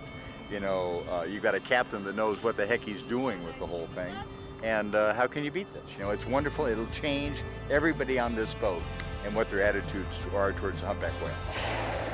That's a tremendous positive thing. Images have become really the way that our society preserves memories, and for photographers like myself, like Flip, like David, are there whales behind me? We have been charged with documenting the changing of our planet and to maybe keep a record of what's happening. Photographers are really some of the people that are in the front lines of conservation. While Hawaii's and other Pacific whale species are heavily protected, humpbacks in other regions are not so lucky. This calf is now large enough and strong enough to make the arduous journey south from the warm waters of Tonga to the frigid seas of Antarctica. The future of these whales is uncertain. There are now less than 800 humpbacks in Tongan waters, and if commercial whaling resumes, they will be on the front lines of the hunt.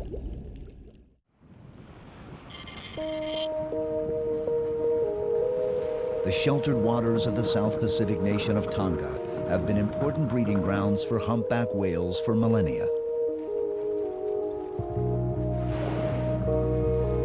These islands used to teem with the animals, maybe 10,000 or more, before modern whaling. Only about 250 survived the whaling era. Many nations participated in the slaughter. KGB documents revealed that Russian whaling ships illegally killed more than 48,000 whales in the Southern Pacific in just 2 decades. The former king of Tonga was so concerned with the welfare of the country's remaining whales that he implemented a complete prohibition on whaling in the late 70s. In the past few decades, Tonga's humpbacks have recovered slightly to perhaps 700 or 800 animals. But Tonga's, Fiji's, and Australia's humpback whales all migrate to Antarctica to feed. 2 years ago in St. Kitts at the International Whaling Commission meeting, the pro-whaling nations held a majority. And the current situation with Japanese and whaling is that they have a scientific research program where they announced they were going to take 935 minke whales, 50 fin whales, and 50 humpback whales. Humpback whales are endangered or threatened depending on the population you're looking at. And this happened to be a population that migrated past the coast of Australia. Through pressure by Australia and possibly some sort of backroom discussions with the United States, Japan withdrew its quota of 50 humpback whales, focusing on the 935 minke whales and the 50 fin whales. 2 years ago, the Japanese announced that they were going to be targeting humpback whales, and I think really that they did this in order to put it on the table so they could always withdraw it to get what they wanted. They wanted a higher quota of minke whales and fin whales. And every time they feel like they're not getting their way, they throw them back on the table. They're going to be doing this again this year. The humpback has really been the bargaining chip that they've been using to get their way down in Antarctica.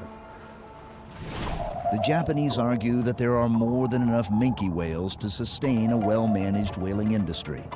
Critics argue that even considering legalizing commercial whaling may open the floodgates to an all-out slaughter. A new legal whaling industry would likely spawn illegal pirate operations that would make no distinction between species, endangered or not. But to resume whaling, the moratorium would first have to be lifted. The Japanese are courting countries like Tonga and Mongolia and Chad and St. Lucia, any country that they can get that will vote their way. It's a real fear that, of course, Tonga would sell out to the Japanese, just like, Mongolia is now a part of the International Whaling Commission, even though they don't have an ocean, but Japan pays all of their expenses. Japan's an economic bully, and it gets in there and says, okay, we're going to cut trade agreements with you if you don't do what we want. I'm not really concerned about it too much because Japan's not going to get a 2/3 majority at the International Whaling Commission. They're just not going to do it. And that's the only way they're going to overturn that moratorium is with a 2/3 majority. Japan is an island nation and they see the world in a different way. They traditionally have gotten a huge proportion of their food from the ocean. I can understand their position that, they need to feed themselves and they have a right to feed themselves. However, with whaling, it's not simply a matter of numbers. If there's 500,000 whales, we can go out and kill a certain proportion of them.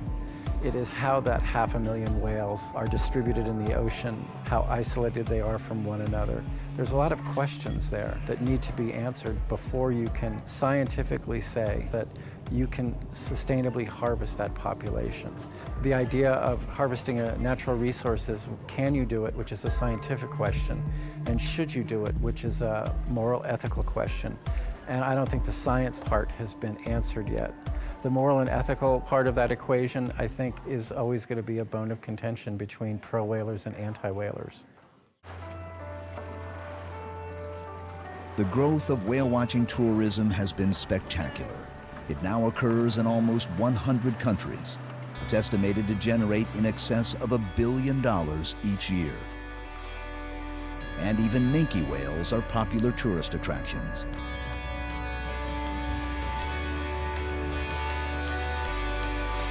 Whale watching is the ultimate sustainable industry. You're not doing anything to harm the whales. You can keep people going out and seeing whales year after year after year. It brings money into local economies. These small South Pacific islands, Tonga, for example, I would love to go to Tonga to go whale watching, and I know a lot of my friends would. But the idea that these whales are also being hunted would make me less apt to go to a country like that to go whale watching. This year, the Japanese again announced a self-awarded quota of 50 humpback whales. And yet again, they canceled the plans after closed-door negotiations at the International Whaling Commission. Can whale-watching tourism help save humpbacks and other whales? Perhaps. For now, humpbacks are still protected, but it may be just a matter of time before the whaling moratorium is lifted.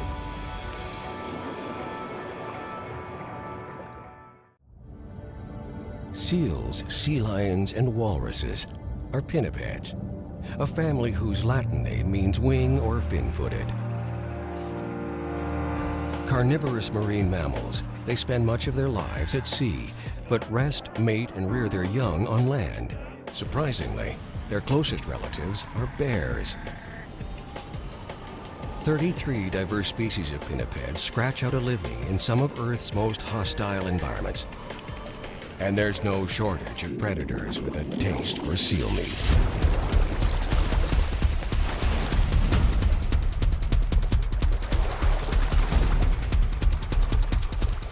Around the globe, many pinniped populations are growing, while others are crashing. These wild fluctuations in numbers remain a mystery.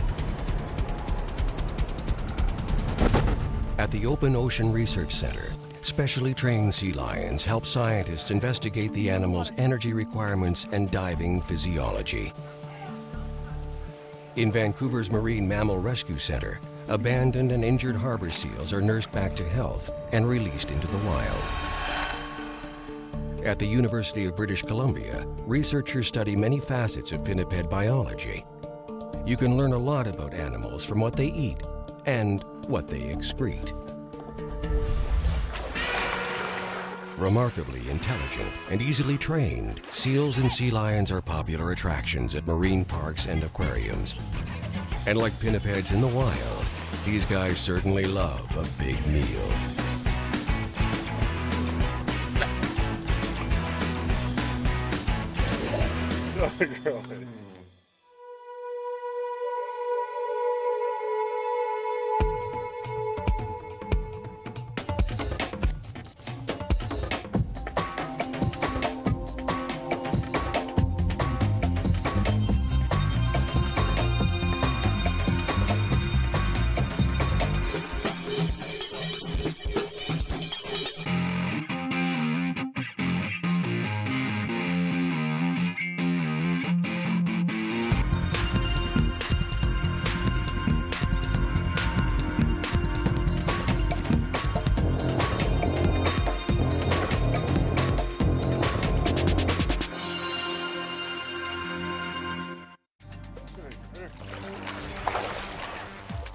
On Canada's west coast, a dedicated team of professionals work together to learn more about an intriguing group of animals.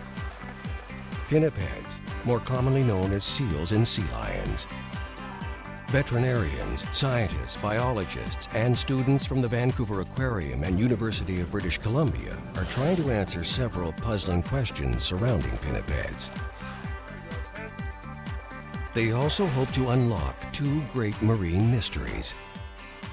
Why are stellar sea lions thriving in Canadian waters, while in northern Alaska and Russia, their numbers are falling at an unprecedented rate? And why are northern fur seal populations crashing in the Bering Sea?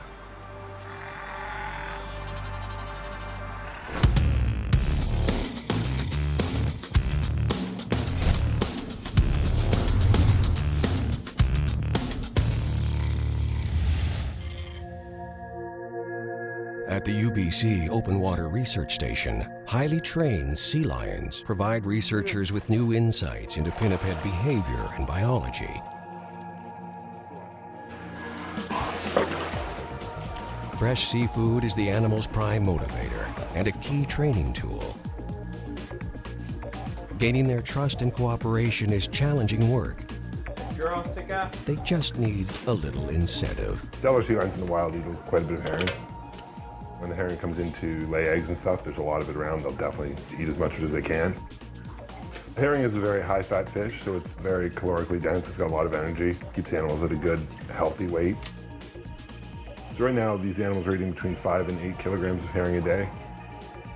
We supplement the herring with the vitamins in order to replace the nutrients that get lost in the freezing process. Unlike dogs that are trained with food and praise, sea lions are all about the treats. Sea lions are very food-motivated animals, so we use herring as their primary reinforcer to get them to do the research that we need them to do. If you walk out there and ask them to do something without a bucket of fish, they give you a look that says, where's my fish? And they won't actually do anything. But when they see the fish, they're ready to go and they'll do anything we ask them.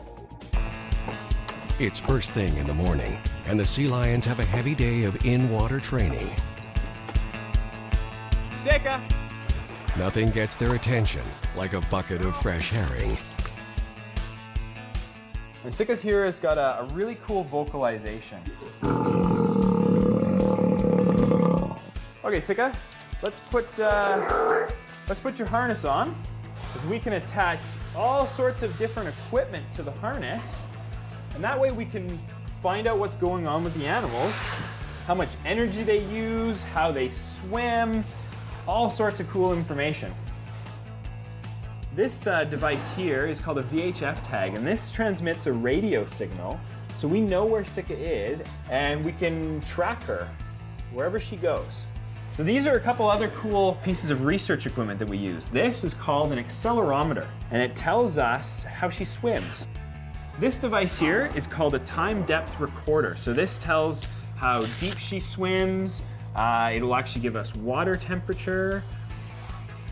We have a camera here that we can mount onto the harness of the sea lions, and that way the animals can actually take their own video footage, and we can see really what the animals are doing when they're out in the wild and we can't see them.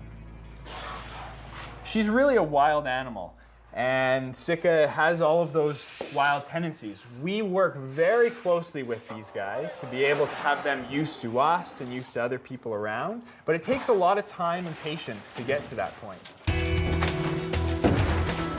Good girl, Sika. The first training exercises of the day are swim tests. The animals are always eager to venture into the open sea. Ready for a swim? Okay, let's go. In the water. That's Sika. Right here. So when I have Sika swimming along the boat here like this, when I put my hand down, it means for her to go dive underwater and swim next to the boat. And she'll stay down there for a short period of time, about 30 seconds, even up to a minute sometimes. And then if I raise my hand up, it means for her to surface, and that means I'm going to give her reinforcement. And that's what we call a bridge. And a bridge tells the animals when they've done the behavior that we've looked for. The seals and sea lions have got different ways to swim. The seals use their hind flippers. They rely on a lot of blubber to stay warm, whereas the sea lions and fur seals are using their front flippers. It turns out to be not the most efficient way to swim. What we've learned here is that they're not great divers. We're really surprised to realize just that the average dive time is only about 3 minutes max.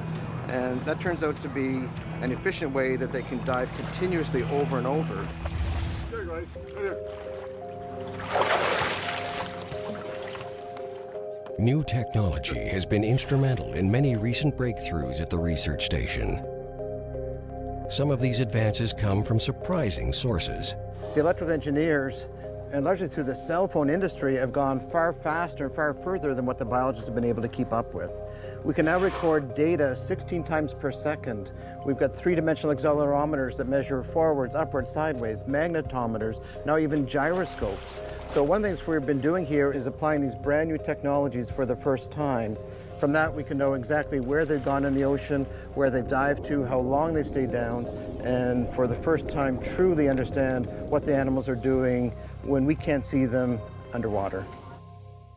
One of the things that we do with the animals as a really big reward when they've done a great job, and Sika's done a great job today, we like to give them a treat, and that's important. Everybody likes to get treats sometimes. So now a treat for a sea lion like this is a big salmon. So that's what I got here, and Sika sees it.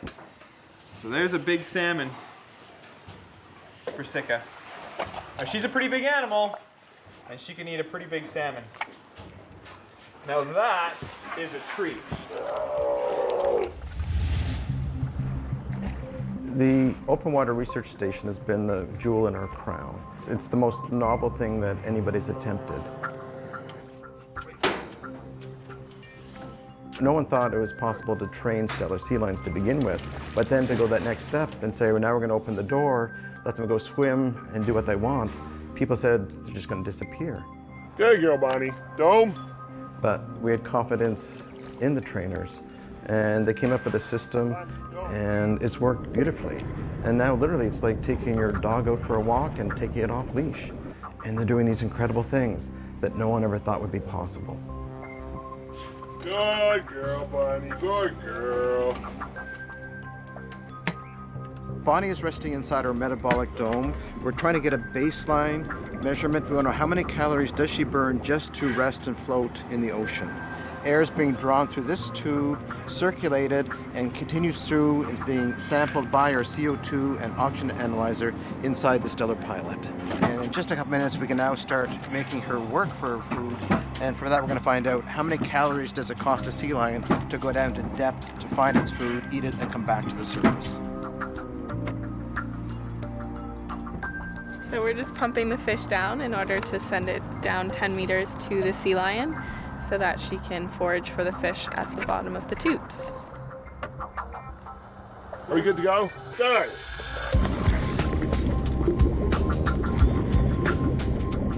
The animal is swimming, it's diving, it's coming back to the surface. It's doing what a sea lion would do naturally. What we're doing as scientists is we are sampling all the air that's breathing. We're sucking it through the tubes, through our analyzers, and it's all ending up here on our laptop computer.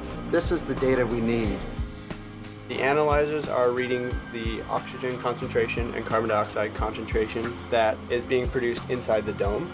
So that's telling us how much oxygen is being consumed by Bonnie and how much carbon dioxide she's producing after every dive. We can now do some back calculations to convert that into calories. So now we know how many calories did the animal spend to dive to different depths and to spend different amounts of time underwater.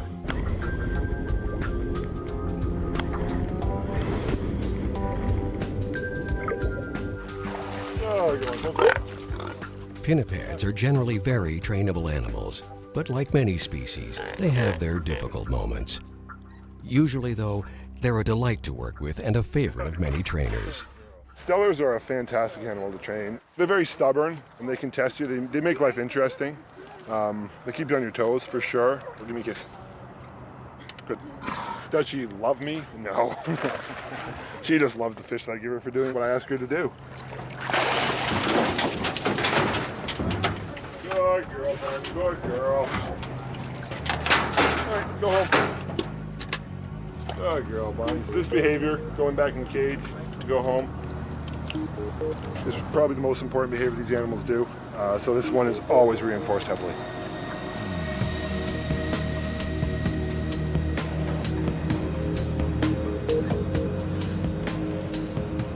The animals are giving us an enormous wealth of data, things that no one ever thought would be possible to do. No one has ever tried to train stellar sea lions to do the types of things that they're doing here.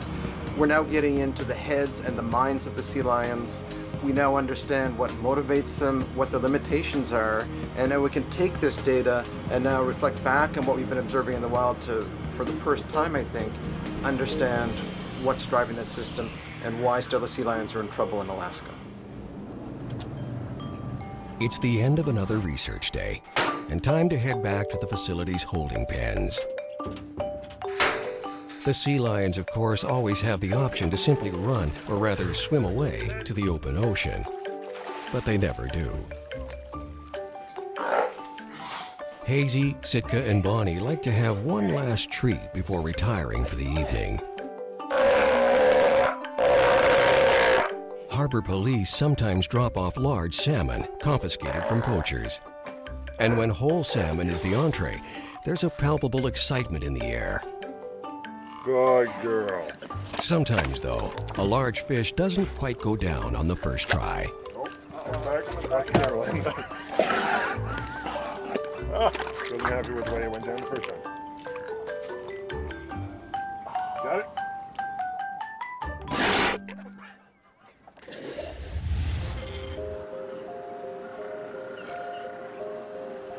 These remote Alaskan beaches were once crowded with northern fur seals and stellar sea lions. Now the beaches are mostly barren. Millions of fur seals once congregated on these shores. The Pribilof Islands of Alaska are located in the middle of the Bering Sea. It's like two floating aircraft carriers. And that is the home base for thousands of seabirds and at 1.3 million northern fur seals. That was the mother lode. There's regions of the coastline, as you go from California up into southeast Alaska, where we're seeing almost exponential growth of elephant seals, harbor seals, California sea lions, stellar sea lions. As you go further north through the Gulf of Alaska, all the way over to Russia, northern Japan, they've collapsed. It's been this roller coaster dive. Over 80% of these populations have just disappeared. The curious thing has been that they've disappeared under our watch. We have all this modern technology and we're left scratching our heads and there's no bodies. We don't know where they've gone, what's happened to them.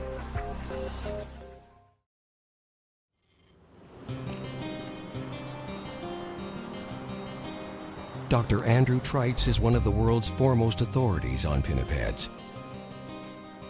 He heads the Marine Mammal Research Unit at the University of British Columbia. A lot of our focus has been on why are the sea lions declining and why are the fur seals declining in Alaska. And a lot of people think that it's tied into the types of fish that they're eating. So we've brought fish from Alaska to our lab here, and we're trying to find out just how good is this fish? How many calories does it have? Does it have enough to make a sea lion healthy? We need to know a couple things about the fish. Is it a sea lion eating size? How old is the fish? And to find out how old fish are, you simply have to dissect their heads, locate and remove their ear bones. Just like on a tree, I've got annual growth rings. If we section that, we can count the rings to know how old the fish is.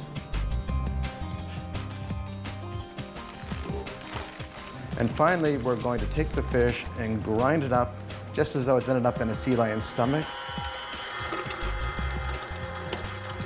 And we'll take a sample of that and put it into the bomb calorimeter ultimately, and we're going to burn that to see how many calories does that whole fish have. Just as we would determine how many calories are in the food that we eat, we're using the same techniques to determine how many calories are in the food that seals and sea lions eat. A lot of what we know about the nutrition of fish is about for humans, where we just look at the fillets.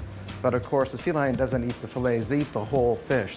So we have to do a full body workup. What they eat, how much they eat, and other nutrition data is crucial to understanding pinnipeds. But some of the scientists' most valuable research tools are the animal's feces. When you're working with poop, you gotta make sure you glove up. You can find so much information from poop, it's not even funny.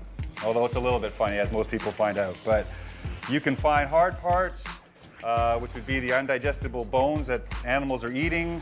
We can find their stress hormone levels from subsampling it from that. We can now use new techniques for getting genetics so we can find out what they're eating as well and compare it with those bones that we pull out. Poop may very well be our most important scientific tool. What most people don't realize is just how much information is contained within a poop sample, or what we call scats. These scat samples, which just looks like waste lying on the rocks, contains an incredible amount of information that helps us unlock the mystery of the animals' lives. What I'm doing right now is I'm separating the hard parts in the harbor seal scats from what we call the matrix material, which is essentially the stinky part of the scat. We're trying to quantify the proportions of different species of prey DNA. What we're trying to do now is go the next step further and go beyond just identifying what's there to actually quantifying the proportions. You really can learn a lot from what comes out of the back end of an animal. What we have here is a CSI lab dedicated to solving mysteries about seals and sea lions. Universities are often at the forefront of new ideas. You've got some of the brightest, youngest minds thinking outside the box, and so we're able to combine skills from engineering, statistics, food and nutritional sciences. We're able to work across disciplines and do things in quite novel ways and come up with new techniques and original new ideas and insights into things that others may have missed completely. At the Vancouver Aquarium, some of the star attractions are pinnipeds. But these animals are not just performers, they're research partners. Stellar sea lions and northern fur seals are key participants in ongoing studies into why the animals are disappearing in Alaska and Russia.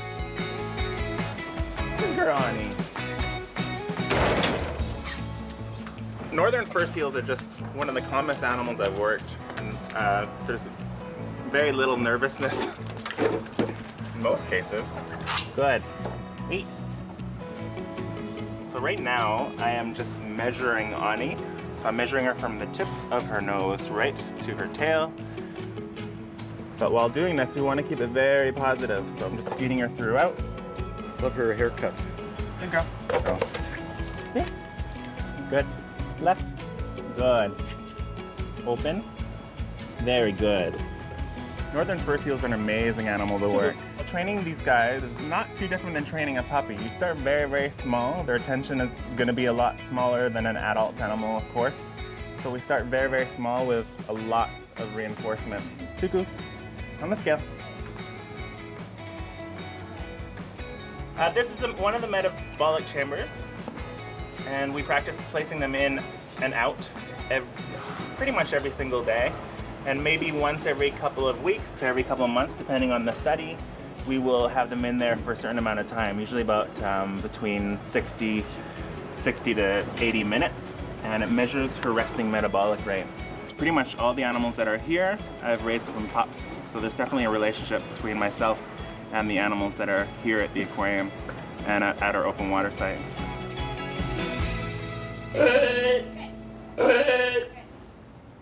We brought fur seals from Alaska, from the Pribilof Islands to the Vancouver Aquarium to help solve some of the missing pieces of their life cycle.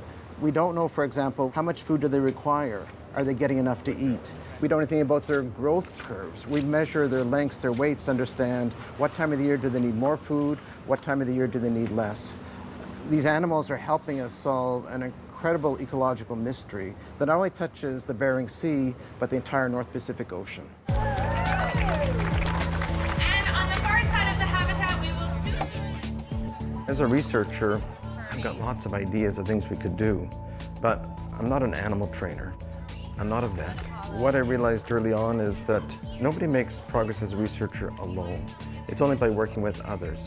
What the aquarium offers is they already have a proven expertise in caring for animals. They're phenomenal at training. And I also recognize that it's expensive. People don't appreciate what the cost is to care for animals, the amount of individual attention one animal requires. And admission fees at aquariums help fund important research.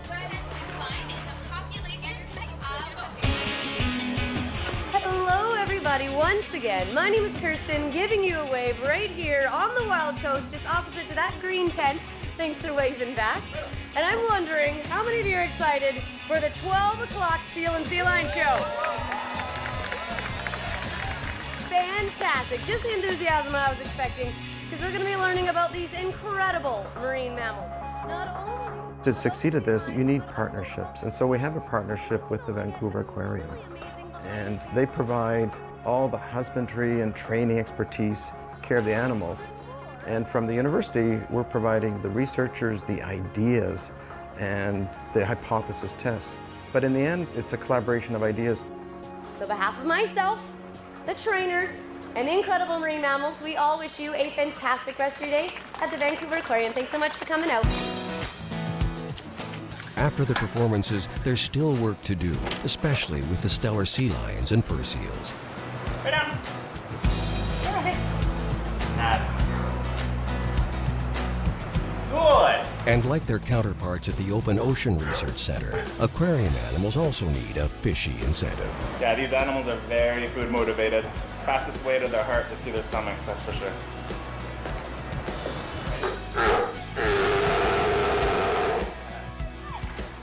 Training is not the only important facet to pinniped life at the aquarium. Keeping the animals fit, both in mind and body, is a top priority for the staff. They do get a lot of natural exercise in the wild, so we like to stimulate back here with higher energy leaps and jumps and just general higher energy behaviors. It's also a lot of fun for them to do as well. So we give them toys and things to play with on a regular basis, and we try to mix it up as much as possible to keep it varied.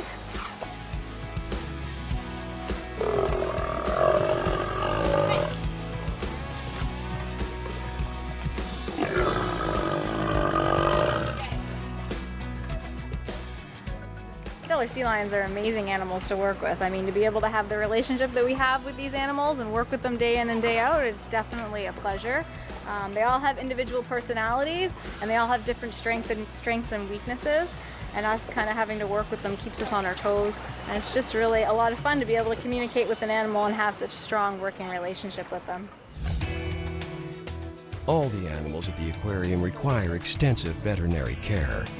It's a team effort to keep all the pinnipeds healthy.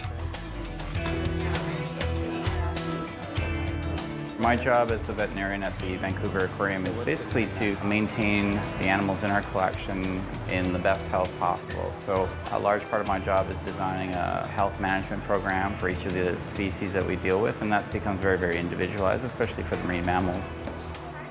We do have animals living a lot longer than they would in the wild, for example, so we have a lot of these sort of old age problems to contend with. Very old sea lions might develop cataracts. We have potentially some arthritic issues in old sea lions. Certainly dental problems become an issue as any organism ages. Some of our old animals have come up with cancers as they've aged, so it sort of becomes a sort of geriatric medicine. I've been working with pinnipeds in particular for close to about 25 years now, and every day I still find something new that's absolutely fascinating about the species. And honestly, I have got the coolest animals in the whole world to work with, and I was fascinated by marine mammals as early as age 7, and that's never left me.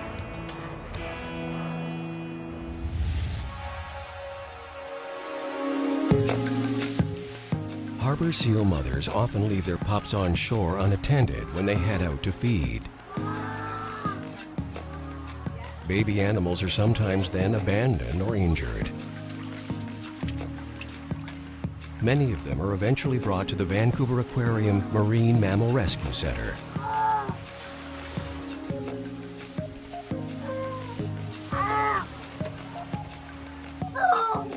Right now, Janelle is doing a physical exam on this little girl, Peyton, who came in yesterday.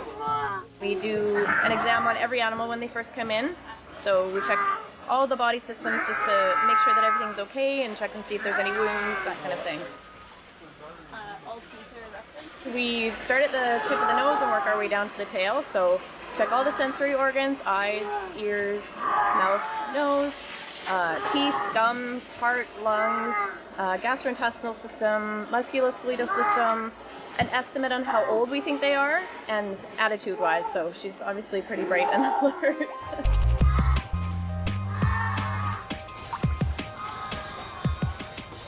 The majority of the animals that come into our center are harbor seals, and a lot of them are neonates, so they're less than a week old when they first come into our center. For the most part, the harbor seals are separated from their mothers for whatever reason that is. Other species of pinnipeds could be disentanglements that we brought them in for. Some of them are emaciated for other reasons, so each case is different. The younger pups are briefly fed a special formula to simulate their mother's rich milk. As soon as possible, though, the animals are introduced to fish, the nutritious food they will need to survive in the wild. Herring's a pretty high-fat fish, so for these guys, when they're just weaning onto fish, we want them to gain lots of weight and get a good layer of blubber on them before they get released. So this is Saturn. So once the animals are strong enough at a certain weight, then we're able to actually start fish schooling them. So what that means is that we will offer them herring. Some of the guys, it takes a little bit longer to learn how to actually fish school and catch the fish. Even chasing a dead herring is critical training these marine mammals will need when they are eventually released. It still requires a bit of practice. Normally would go the other way? Normally they go head first, but never floats your boat. Many of the pups brought to the rescue center are in reasonably good health. Most are just hungry and dehydrated. However, some have serious injuries or infections that need prompt attention. Veterinarian staff from the Vancouver Aquarium are brought in for exams and treatment when necessary. This pup, Beetlejuice, had an eye injury that might require surgery. It's very much kind of a herd health approach to these guys. There's definitely an initial physical exam, and then as we notice other problems associated with their strandings, but we see secondary problems like a bad eye here on poor Beetlejuice, and we get a little bit more intensive with our exam and with our care. I think we have a very, very good success rate. Over the last 3 or 4 years, we've had really, really good success and going, 70 to 75% and now approaching 80% success. So that's actually phenomenal. He's a good boy.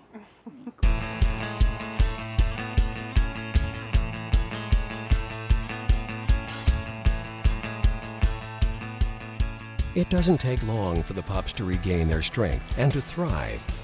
In a matter of weeks, they're nearly ready for release back into the wild. These animals are pretty much ready for release. They've got about a week or 2 left in our center. Most of them are over 15 kilos, and we like them to be about 20 plus kilos for release.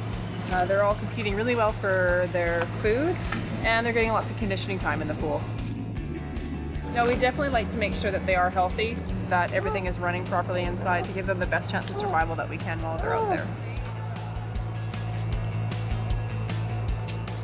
With so many animals flooding into the rescue center, it helps to assign them names. Each year we have a naming theme. This year it's astronomy. It's a great opportunity for our volunteers and people that have helped us out with the rescues to name the animals. We don't call them by that name, but it's more of association so we can tell them apart on paper. You can definitely see a difference between a few of them. A lot of them have a lot of different markings, different colorings, different facial expressions in general, so a few of them we can tell apart just by looking at them. It's a huge team effort here with our staff and our volunteers, and we would not be able to run this whole center without the help of our volunteers. We need another lid for who? I need a lid for stick. I volunteer here at Marine Mammal Rescue because I enjoy making a positive contribution to the environment. Seals perhaps are not the most endangered species, but they're an indicator species, so when we see them come in, we can see, oh, our environment's doing pretty well, and it's really fun to be able to say goodbye seal when they go back to the ocean.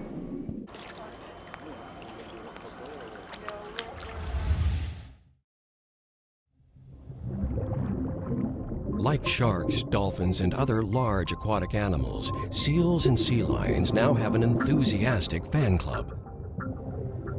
In many parts of the world, scuba divers and snorkelers can swim with the animals in their natural habitat. But some people question whether these close interactions might alter the behavior of wild pinnipeds.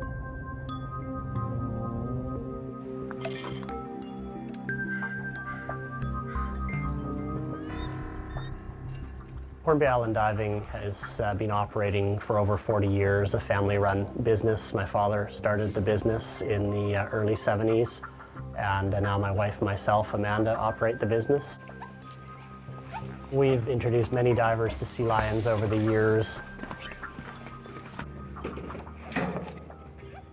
When we have groups that come, we're very careful to give detailed briefings as to the etiquette in the water. When we're around the sea lions, we like to make sure we don't disturb the animals on shore. Resting is an important part of their daily activity, so we don't have any impact on that. Marine mammals, especially orcas and other whales, are currently protected from disturbance by tourism activities. Whale watching in particular is a closely regulated industry. Some authorities now want to give seals and sea lions the same level of protection. So the animals we're seeing here in this area are transient animals. They're here just feeding, and they are going to follow the herring in this area until it leaves the Strait of Georgia, and then they will head off to their respective breeding grounds, whether that's north or south from here. Most of the stellars we see are from the Oregon coast, so they will follow that herring back out of the Strait of Georgia and Juan de Fuca, and then will continue their journey home.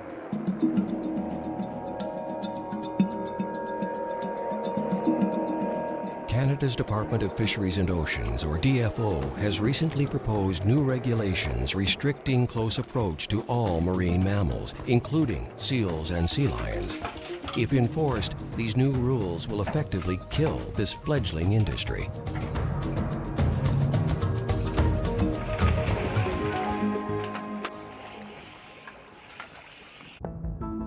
Pinnipeds are intensely curious animals, and scuba divers clad in neoprene and sporting all kinds of interesting gadgets are impossible to resist.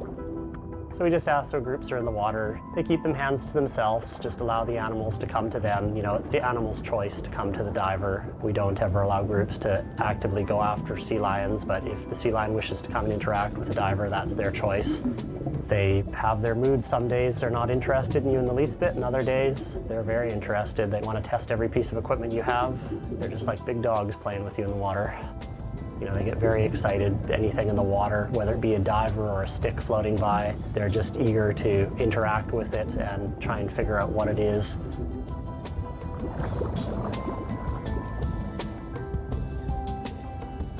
The question remains, does this type of interaction negatively impact the behavior and well-being of marine mammals, especially seals and sea lions?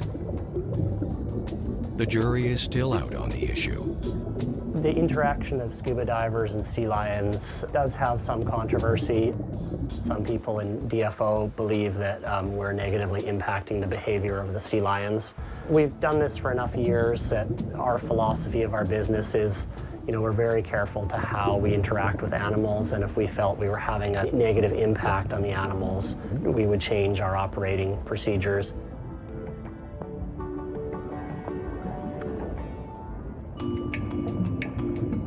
One sure thing, these playful sea lions seem to enjoy having the divers pay them a visit.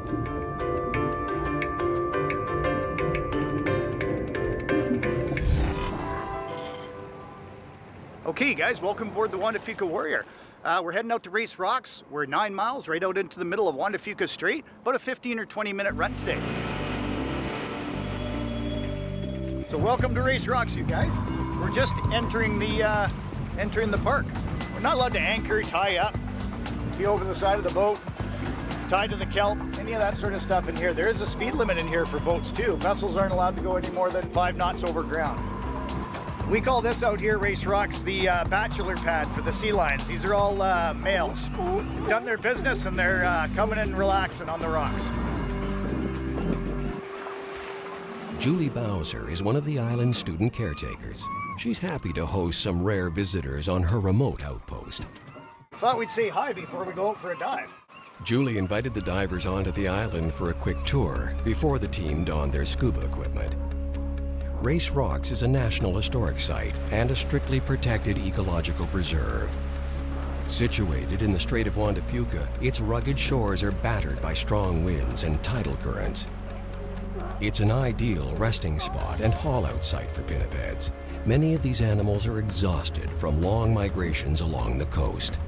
He's on the move. Just He's on the move. Go right over top of the others.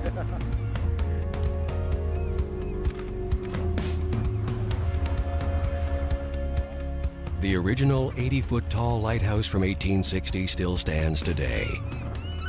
Massive granite blocks quarried in Scotland were shipped around Cape Horn to construct the tower's base. My job title is the eco-guardian of the reserve, so my job is to try and keep the place as natural as it can be for the species out here. Mainly my job is to watch out for the boats out here, so whale watchers that come in and get too close or speed through the reserve, and they act as a disturbance to the whales and the sea lions and the seals. Race Rocks is also an important bird sanctuary.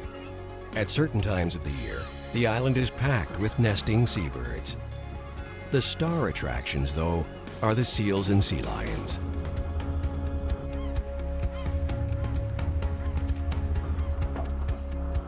I mean, we've been coming here for probably 30 years or so. I mean, the sea lions are usually here all the time, although the numbers change throughout the year as they move around.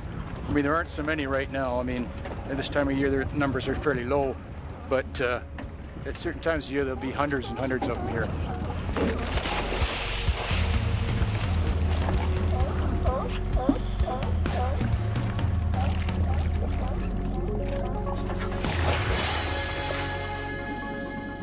Unlike at Hornby Island, the California and Stellar sea lions at Race Rocks weren't so eager to join the divers. The level of interaction on any given dive is entirely up to the seals and sea lions. Well, when we first got in, it was pretty slim pickings. They weren't too active, so we went right up against the rocks, popped our heads up a couple of times, and they're all just lying there soaking up the sun. They weren't interested in coming and playing. And then all of a sudden, big California came in and gave us a good flyby. I mean, you got to remember, these animals, a big male's about 2,000 pounds plus, and if he wanted to do damage to you, it certainly could. I mean, they're big animals, so you have to be careful. Depending on how things progress with Canada's Department of Fisheries and Oceans' new policies, this type of diving tourism may become a thing of the past. Globally, most species of pinnipeds are generally thriving. The Marine Mammal Protection Act of the early 70s effectively ended commercial exploitation of seals and sea lions, and their numbers have rebounded. Some of the most visible components of the marine ecosystem are the seals and sea lions. Because they haul out, we can count them. If we see change in the numbers, that tells us something's going on. Pinnipeds are like the canary in the coal mine. It's an early warning indicator.